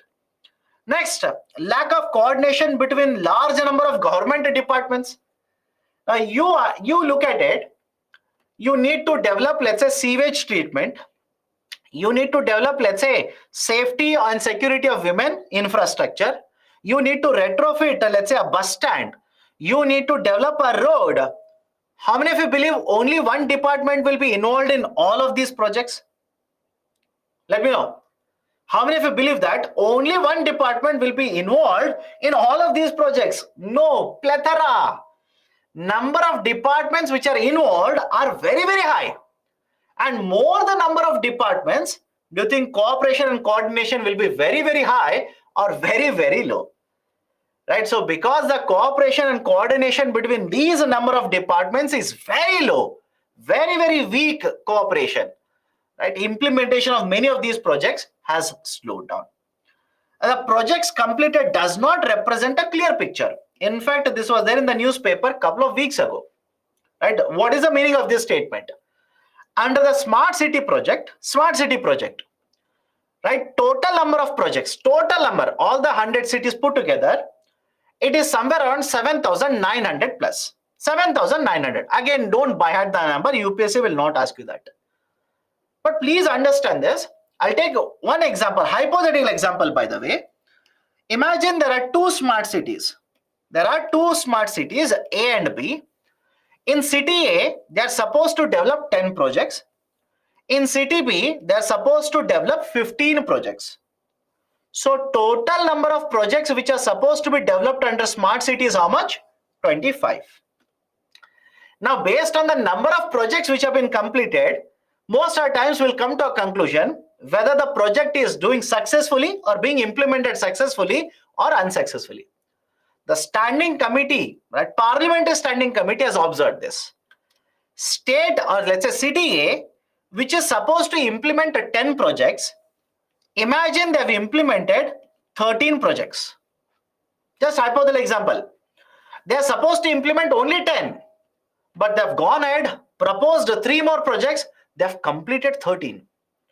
City B has completed 5 projects.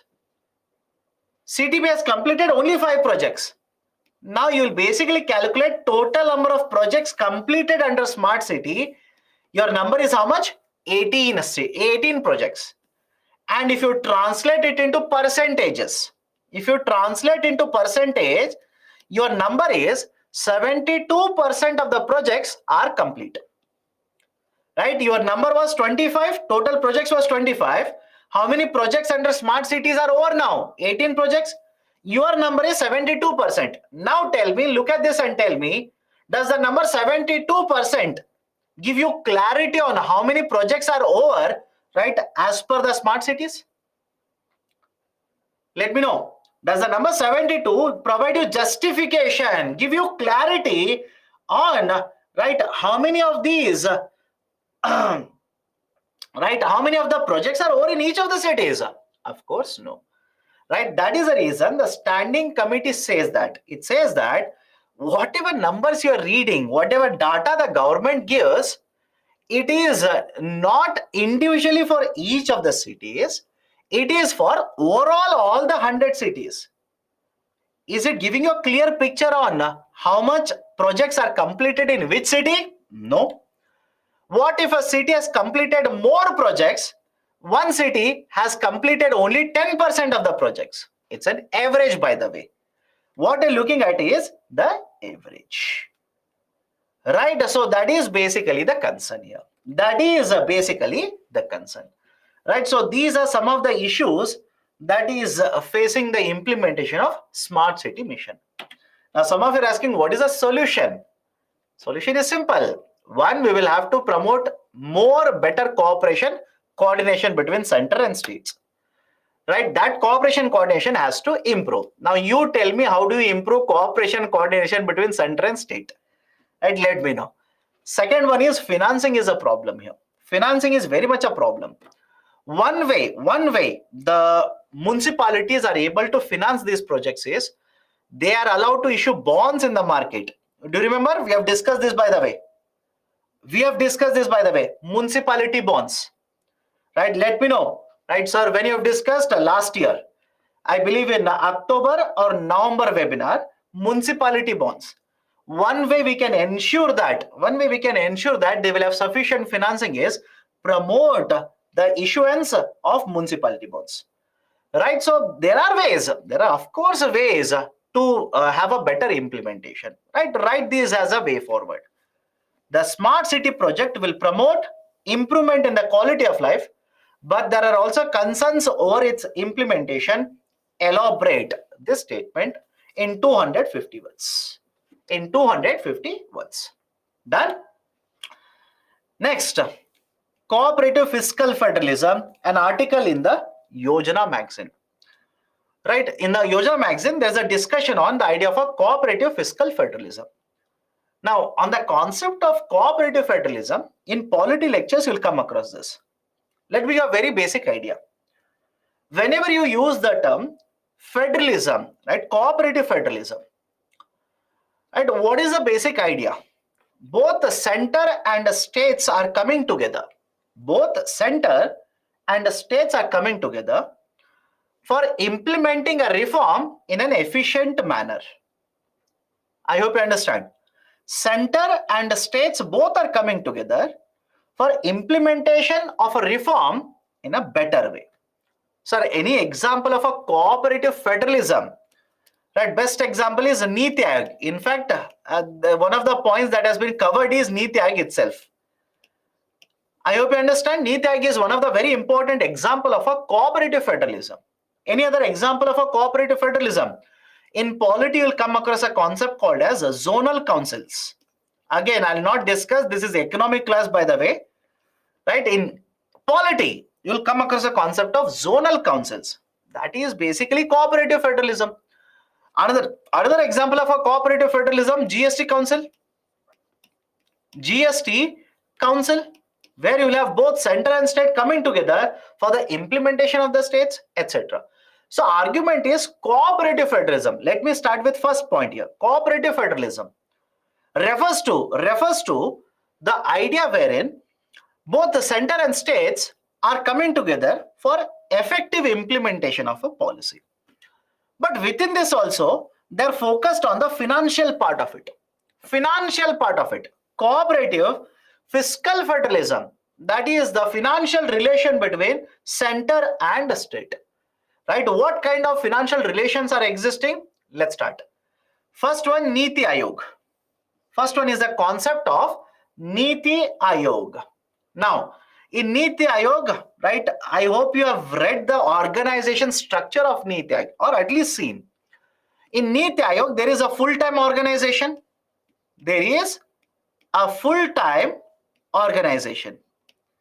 Apart from a full-time organization, there is also a representation. One more part of Niti Aayog is governing council.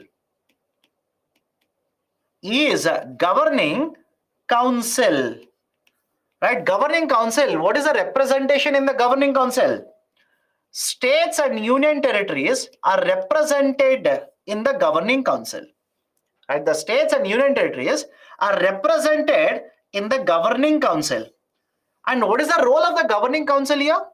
Whenever there is a governing council meet, both the central government and state government will have a meeting, will have a discussion, deliberation together, and will make certain decisions. For example, they might take decisions regarding, right, how much centrally sponsored schemes, how much funds are going to the states now, whether center is implementing more and more cesses and surcharges, right, and as a result of this, states are getting lesser revenue, etc.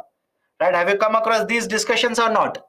Last year, when the governing council meeting took place, the state of Tamil Nadu, the revenue minister, finance minister from the state of Tamil Nadu opposed imposition of more and more cesses and surcharges by the central government.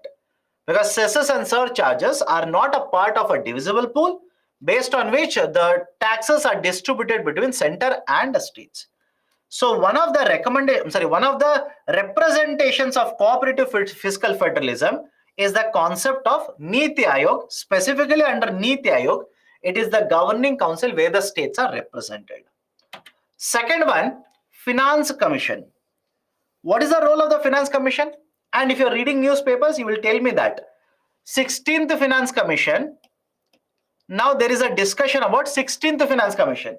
Forget about 15th FC. Now they are discussing about 16th FC. Government of India, that is the finance minister, has given a statement in the parliament saying that by the end of this year, 16th Finance Commission, FC, 16th Finance Commission would be appointed. But right now, whose recommendations are applicable? 15th FC recommendations are applicable. Right now, 15th FC recommendations are applicable. Now, what is the role of the 15th Finance Commission or Finance Commission generally? Simple idea. Central government will impose and collect lot of the taxes. Central government will impose and collect lot of these taxes. For example, income taxes, corporate taxes, customs, etc. Part of these taxes now will have to be given to the states as well. Part of these taxes will have to be given to the states as well. Why? Right? Some of you will ask me why? Why should we give part of these to the states? If all of these taxes which are imposed, collected by the center, will be used only by the center, don't you think states will find it very difficult to collect money, to raise money, to implement certain projects? Let me know. Right? If the center will collect income taxes, keep it with itself. Center will impose corporate taxes, keep it with itself. From where do you think the states will be able to generate money for implementation of their projects, for launching of a social welfare scheme, etc.? So the states will receive part of these taxes, right, based on the recommendation of Finance Commission. Based on the recommendation of Finance Commission. Right, the Finance Commission will provide recommendations. Right now, 15th FC recommendations are applicable and the time period is 21 to 2026. Right now, the 15th FC recommendations are applicable and the time period is 2021 to 2026. Done? So, but one more point here, As per 15th FC, how much of these taxes will have to go to the states here? That is basically vertical devolution. Vertical devolution means how the taxes will be divided between center and states. Center and states, 41%. Vertical devolution formula has been restructured to 41%. 41%, remember this. That is simply central government will impose, collect all these taxes. 41% of this will go to the states. Right? That is the role of the Finance Commission. Now, can I call this as a cooperative fiscal federalism or not? Is it not an example of cooperative fiscal federalism? Both center and states coming together for implementation of particular objective. Now, one more, GST Council. One more example of this, GST Council. What is the composition of the GST Council? GST Council will have representation from the center, will have representation from the states. Will have the representation from the center, will also have the representation from the states. Right? And this GST Council, point number 2, it's a constitutional body. It's a constitutional body. Under Article 279. Under Article 279, it's a constitutional body. And what is the role of the GST Council? What is the role of the GST Council? GST Council will make decisions regarding goods and services tax. Anything regarding goods and services tax, it is the GST Council that will take the decision. For example, whether to notify the GST rate on petrol and diesel, who will decide? GST Council. Whether to reduce the tax, that is a GST, on a particular commodity, whether to increase the tax on a particular commodity. All these decisions are taken by whom? GST Council. Again, what you will basically see is both the center and the states coming together for implementation of a reform, that is goods and services tax. Now, some of you are asking, what is GST Council? My dear, GST Council is a constitutional body. Have I not written that? Have I not written that? GST Council is a constitutional authority, just like Supreme Court of India. Just like, let's say the CAG, just like Election Commission. It's a constitutional body. Okay. Next one, special assistance to the states for capital expenditure. Now, this was announced in the budget. This was announced in the budget 23-24. That is for the current financial year. In the budget, the central government announced a special assistance for the states for ensuring capital expenditure. First and foremost, what's the basic idea here? The states need to invest and develop infrastructure. All of you agree? Anybody disagrees with me? Let me know. The states need to invest and develop infrastructure. But during the period of pandemic and even now, the states are facing issues in terms of having sufficient money to invest. They do not have sufficient money to invest. So what the central government says is, I will provide interest-free loans. Remember this. I will provide interest-free loans for a duration of 50 years.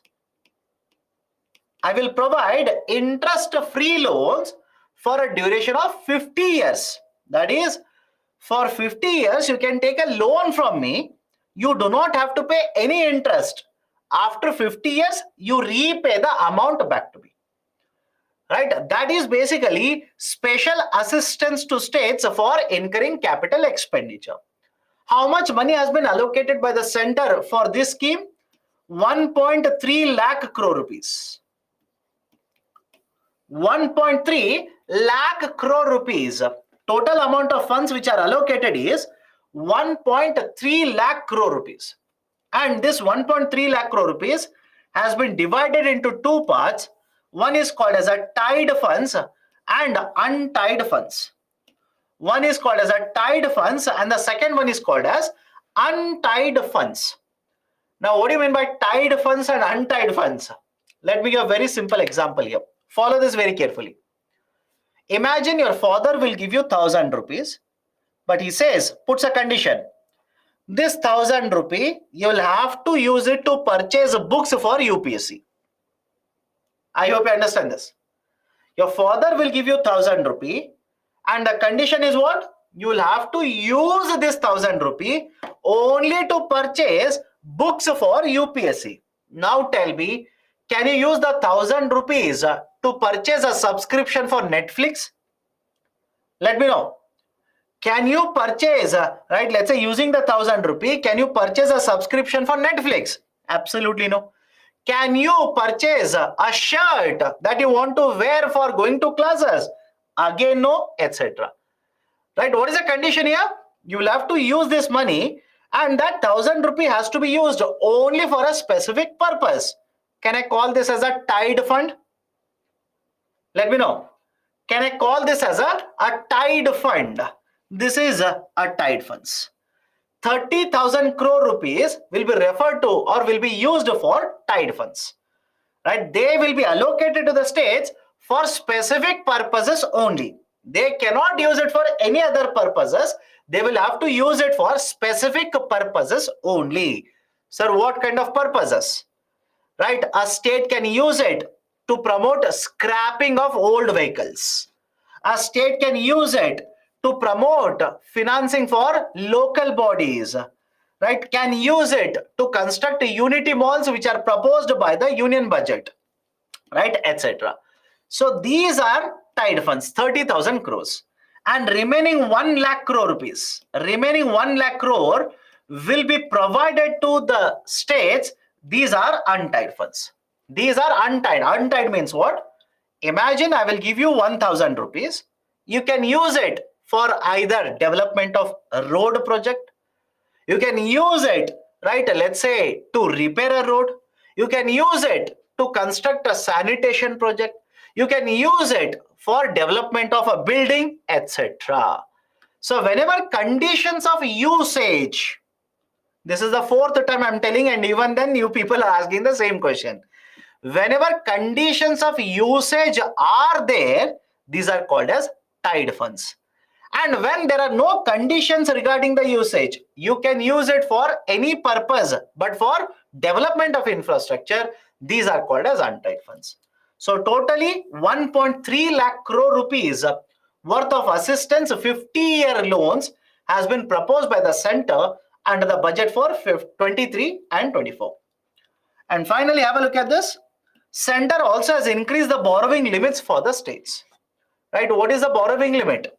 For the states right now, the borrowing limit is 3.5% of gross state domestic product, GSDP. The borrowing limit that is available for the states is 3.5% of gross state domestic product. That is, if a state, they want to borrow from the market, fiscal deficit, borrowings, they can borrow up to 3.5% of gross state domestic product. Right? Why this is important? Generally under FRBM, up to 3% is allowed. Up to 3% is allowed. But central government has allowed the states to borrow up to 3.5% of their GDP. Now, what is the advantage of this? Is it okay if I say because of this relaxation, states will be able to borrow more, spend more in their respective states? Let me know. Because of this provision, the states will be able to borrow more and also spend more in the respective states. Right? This is the impact of increased borrowing limits for the states. GSDP stands for gross state domestic product. Right? GDP, I'm pretty sure you've heard of this.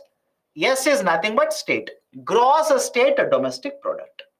Okay, so these are certain very, very important reforms which basically talk about cooperative fiscal federalism. Okay, now there's a question based on this. The cooperative fiscal federalism has increased the availability of resources for the development of the states.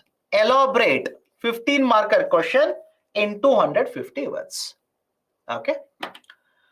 Now the last article for the day, MSMEs on growth trajectory, Kurukshetra magazine, right, March 2023. Let's start. First and foremost, many of you will start typing what is MSME. MSME stands for micro, in fact it is there, micro, small and medium enterprises. Small and medium enterprises. Micro, small, medium enterprises. MSME. Okay, micro, small, medium enterprises.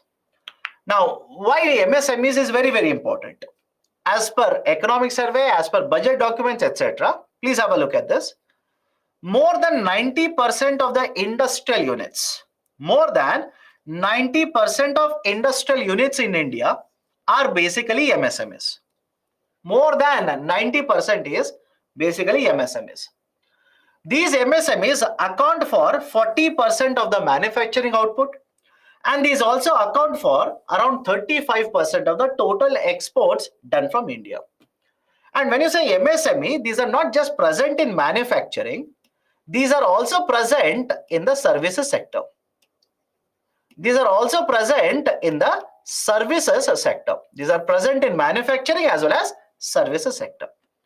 As per 73rd NSSO survey, right, 2015 and 2016, there are 6.34 crore MSMEs in India. Most of them, around 99% of them, you can use the calculator, but don't. It's a basic idea. 99% of the MSMEs are in the form of micro, 3.3 lakh are small, and 0.01 lakh are medium enterprises. Now, many of you are asking, sir, on what basis the classification is done? Right? How do you define what is a micro? How do you define what is a small, etc.? Please buy at the following table. Whenever you talk about micro, small, and medium enterprises, I'll use the same idea here.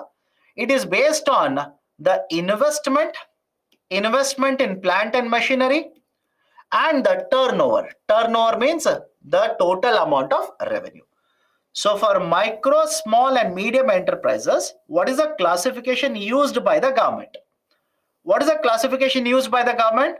For investment and turnover, if investment is up to 1 crore rupees, investment is up to 1 crore rupees, that is a micro enterprise. And if the turnover is up to 5 crore rupees, turnover is up to 5 crore rupees, then it is above 1 crore, and it is up to 10 crore rupees, and it is up to 50 crore rupees, and here it is up to 50 crore, and it is up to 250 crore. Right, this is a classification used by MSME. Classification used by MSME, right?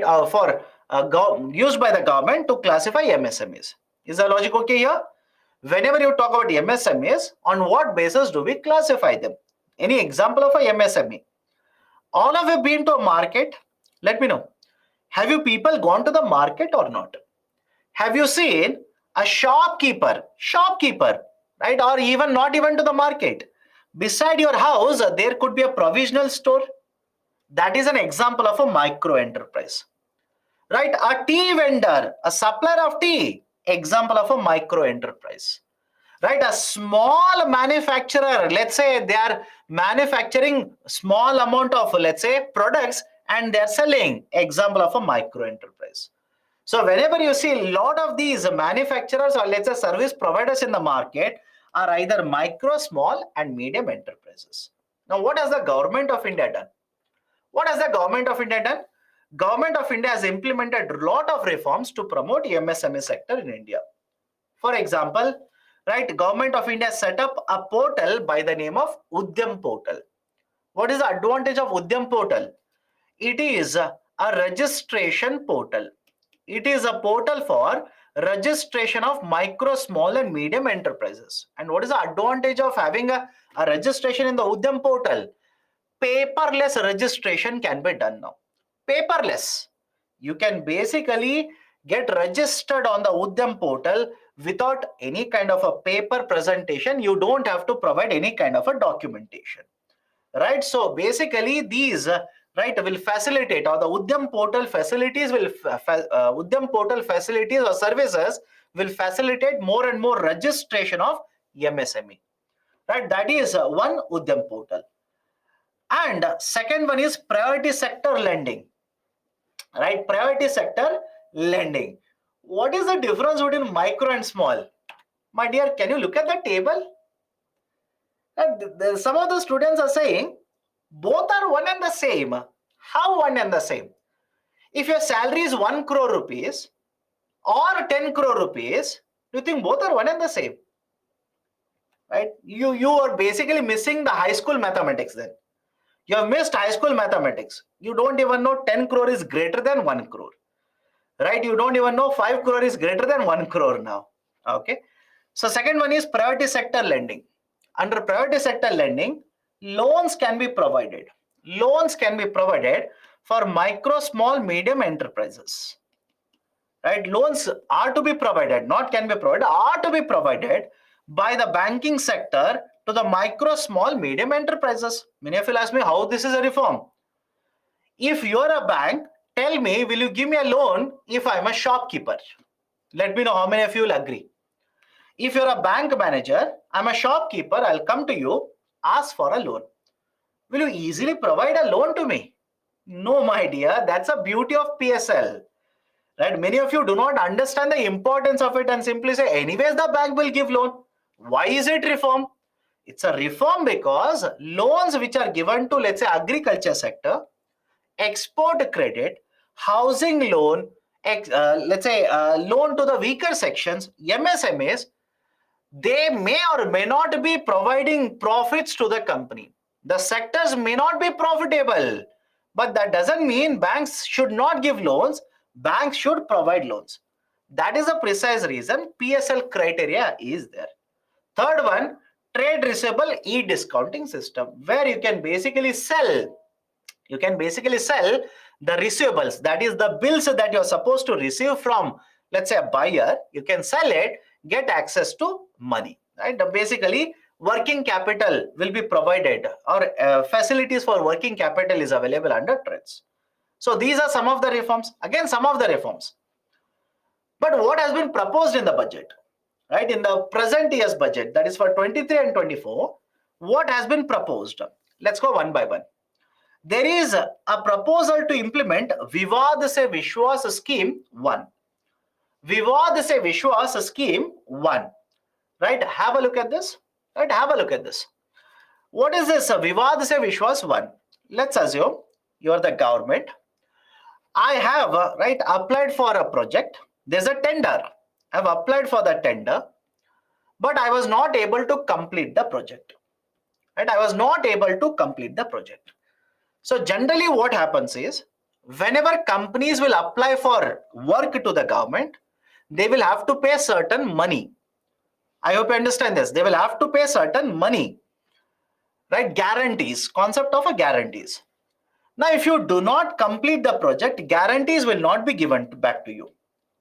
Now, Government of India says, I will implement a scheme by the name of Vivad Se Vishwas 1, wherein if MSME sector, for genuine reason, they have applied for a project with the government, they paid certain guarantees. Now they were not able to complete the project, but that amount has not been returned by the government to the MSME sector.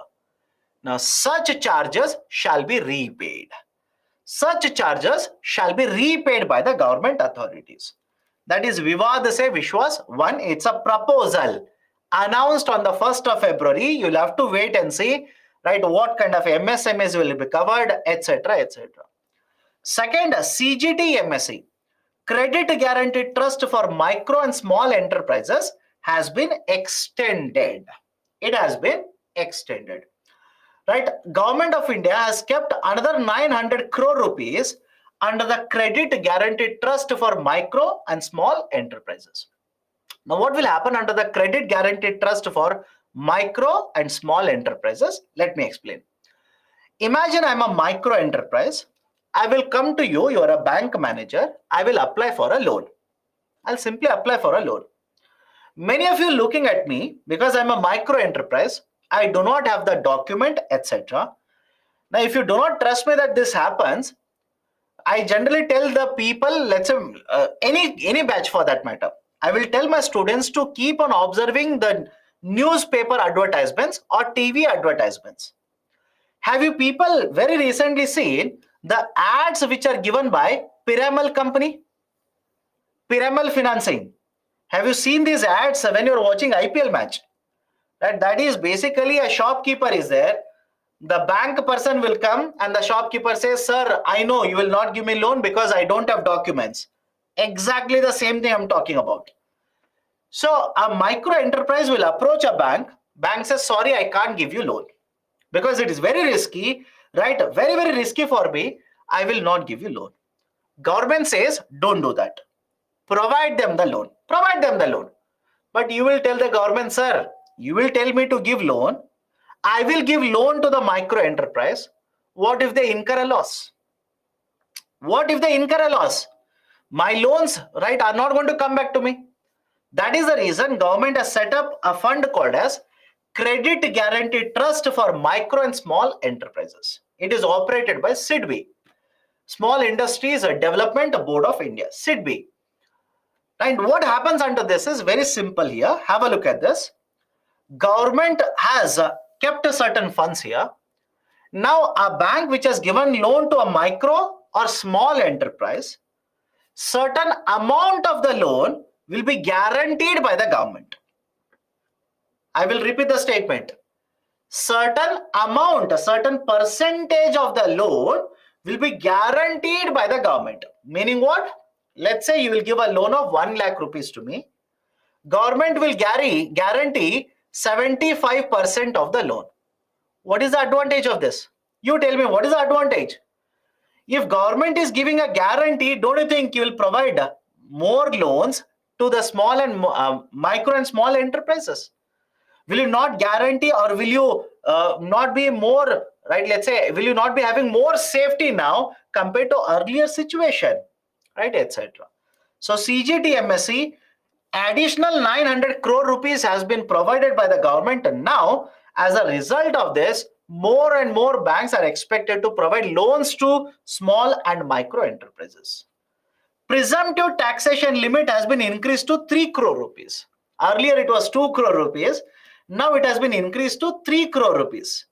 Now what is this idea of a presumptive taxation? Let's start the idea. Imagine you are maintaining a micro enterprise. You're running a very small manufacturing unit. Point number one. Point number two, you will have to pay taxes to the government. All of you will agree? You'll have to pay, right, on your profits, certain taxes to the government, corporate taxes. Point number three, when you will pay certain taxes to the government, don't you think government will ask you for documents? Let me know. Government will ask you for documentation, and not just any documentation. You will have to get your accounts audited from an expert, right? There is a concept called as chartered accountants, CS. Auditors are there. They will audit your accounts, give a clearance certificate to you. Now you will take the certificate as well as your account books, that is documents, submit it to government. Government will decide whether the taxes you have paid, it is the correct tax, or you will have to pay more tax. But tell me, is it not a very cumbersome process for you? Is it not, for a micro enterprise, is it not a very difficult process to follow? Right? Because you are now supposed to have documentation. You are supposed to hire an expert. You are supposed to keep all the records, etc.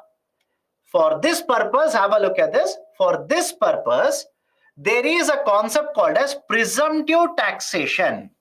Presumptive taxation. What happens in a presumptive taxation? Government says, I will not impose a taxes based on your documentation. No, I will impose a certain taxes based on your turnover, based on your revenue, based on how much is your revenue. I will simply impose part of it and collect it in the form of a taxation. Now, what is the advantage of this? The advantage of this is government says you do not have to keep your records. You do not have to maintain your records. You do not have to hire an expert to audit your accounts. You tell me what is your turnover, because you have your bills are there, right? What is your turnover? And if your turnover is, right, let's say up to 3 crore rupees, then you can simply pay the taxes based on your turnover, right? No need for maintaining account books. No need to get your accounts audited. No need for cumbersome process. I will simply impose it on your turnover or revenue. That is basically the idea of a presumptive taxation. Presumptive taxation. Okay. Skill India digital platform has been proposed. And government says, again, this is proposed. Please understand this. This has been proposed, yet to be implemented. But why I've written expanded here? Government of India has announced that we'll set up a website. Platform is nothing but a website. We'll set up a website that is Skill India digital platform. And in this Skill India digital platform, we will try to find out all the people who are skilled, yet to be skilled. We will provide them with the skilling. We'll have a database, and the startups MSME sector owners can get access to the people who are there on this platform and hire them. I hope you understand, right? Rather than individually trying to go find out, right, who is skilled, who is not skilled, ask them to come, give them the documentation, etc., etc. Now there's a platform. You will come to know, right, in this city, how many people are skilled.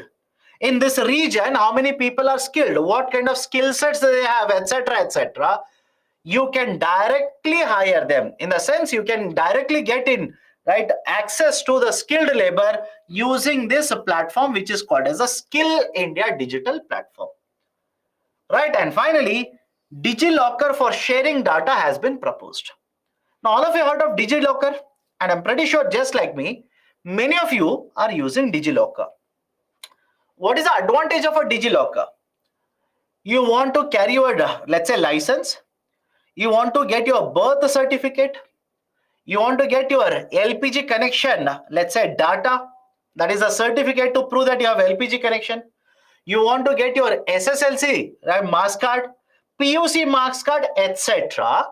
You do not have to carry physical copies of it. You don't have to carry physical copies of it. All of those are available in a government provided facility, which is called as a DigiLocker. Which is basically called as a DigiLocker. And please understand, these are, right, basically provided by the government authorities, has to be accepted by other authorities as well. Now government says we'll develop the same facility for MSME sector. We'll develop the same facility for MSMEs. Sir, what is the advantage of it? Imagine you have a micro enterprise, you're registered. You want to apply for a loan. The bank will ask for multiple documents. They will ask for certificate of registration. You don't have to physically carry your certificate of registration now. It is already available in the DigiLocker. Right now, you want to apply for one more license. You want to apply for one more approval. Now the government authority will ask you for some more documents. Right? Again, issued by the government authorities only, or by the bank, or by an insurance company, etc. All of them are there in the DigiLocker. Don't you think that will facilitate easier sharing, dissemination of MSME related documentation for all the relevant authorities? You can simply keep on transferring or providing these documentation in a digital form. You do not have to be worried about running from one authority to another authority to get all of these documents. Right? That is one more reform that has been proposed by the government. Again, you'll have to wait and see how it will be implemented. Done? Right? So this is basically the set of reforms that have been announced by the government in the recently announced budget. Now, on this, I've given a descriptive question. Discuss the reforms announced by the government in the budget for financial year 24 to promote micro, small, medium enterprises. 15 marker, 250 words. Right, so this is a discussion of all the 6 topics. Now, you have any kind of question, please raise it so that I can address your questions now. Any questions? Can center take action against the state government if it is not following directions regarding contribution in the scheme? Of course, yes.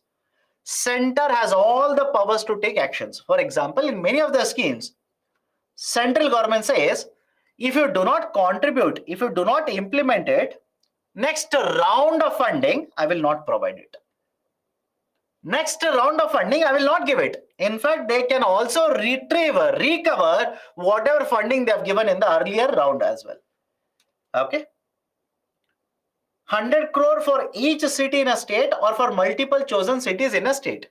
Every city, 100 crore per year from the center plus 100 crore from the state every year.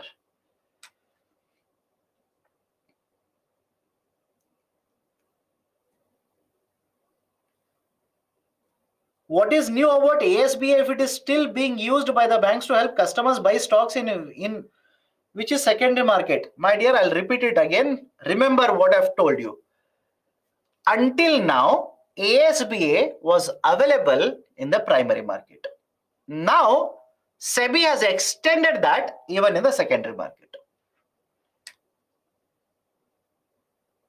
Merchanting not allowed earlier. However, there is no impact on India. Why is it not allowed? My dear, please understand. Earlier, the issue was that we would not require this concept of a merchanting. For example, I took the idea of a wheat. I hope you have heard of it. I took the idea of a wheat only, or the concept of wheat. Earlier, there was an issue of N95 masks. Do you remember N95 or not? Right, the idea of merchanting came about even during N95. Why? I'll tell you. There was a lot of order for N95 mask from Indian manufacturers. Right, from the Indian manufacturers in the global market, there was a lot of demand for the N95 mask. But government of India had imposed a restriction over the export of N95 because at that point of time, we needed these masks in the domestic market. That is the precise reason. That's a precise reason there was a requirement felt, or there was a need felt for promoting merchanting, because we have entered into agreements. I'm sitting in India, you are sitting in USA. We have entered into an agreement, and I have promised you that I will supply N95 mask by the end of the month. But if government of India doesn't allow for the export of it, don't you think trade will be disrupted? Next time when you want to conduct a trade with me, you'll be circumspect. You'll be worried about entering into a trade negotiations with me. That is a precise reason. Right now, government of India has started promoting the idea of, right, the merchanting. Okay.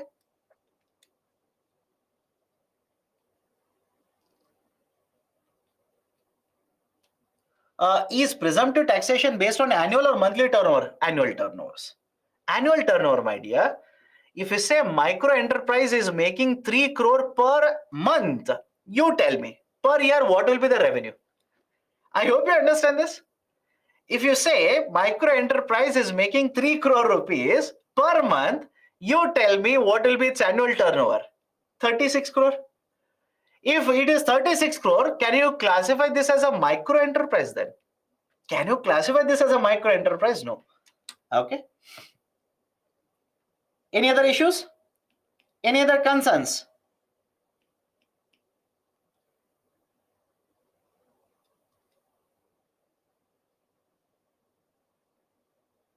Is presumptive taxation composition scheme similar in idea? No. Composition scheme, again, similar in idea in the sense the tax is imposed on turnover. But composition scheme is applicable under GST. It is under the GST. Whereas presumptive taxation is a tax on your income. Right? I hope you understand. Right? Both are different in terms of, let's say, the idea. What would happen if reforms fail? If reforms will fail, obviously the whole economy might start collapsing. Okay.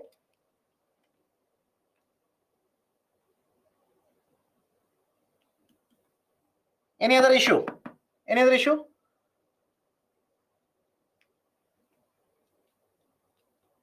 Economy this week. Again, we have started this another initiative, Indian Economy Essentials, where we are covering more and more concepts on an extensive basis. Right? Please get used to that. Okay. Trades again. Trades basically trade related. Trade receivable e-discounting system. Under this, imagine you have purchased a raw material from me. I'm supposed to make you payment. So I will make it, let's say, after 30 days, after 60 days, I will give you a bill. Now you can sell the bill to anybody else, get the money. This system is called as trade receivables e-discounting system. Okay, done. So let's stop the discussion today then. Let's stop the discussion. These are the 6 topics. All of them are relevant, are from current affairs. Basically, these are applicable to both prelims as well as mains. Okay, take care. See you next time. Right, have a great day.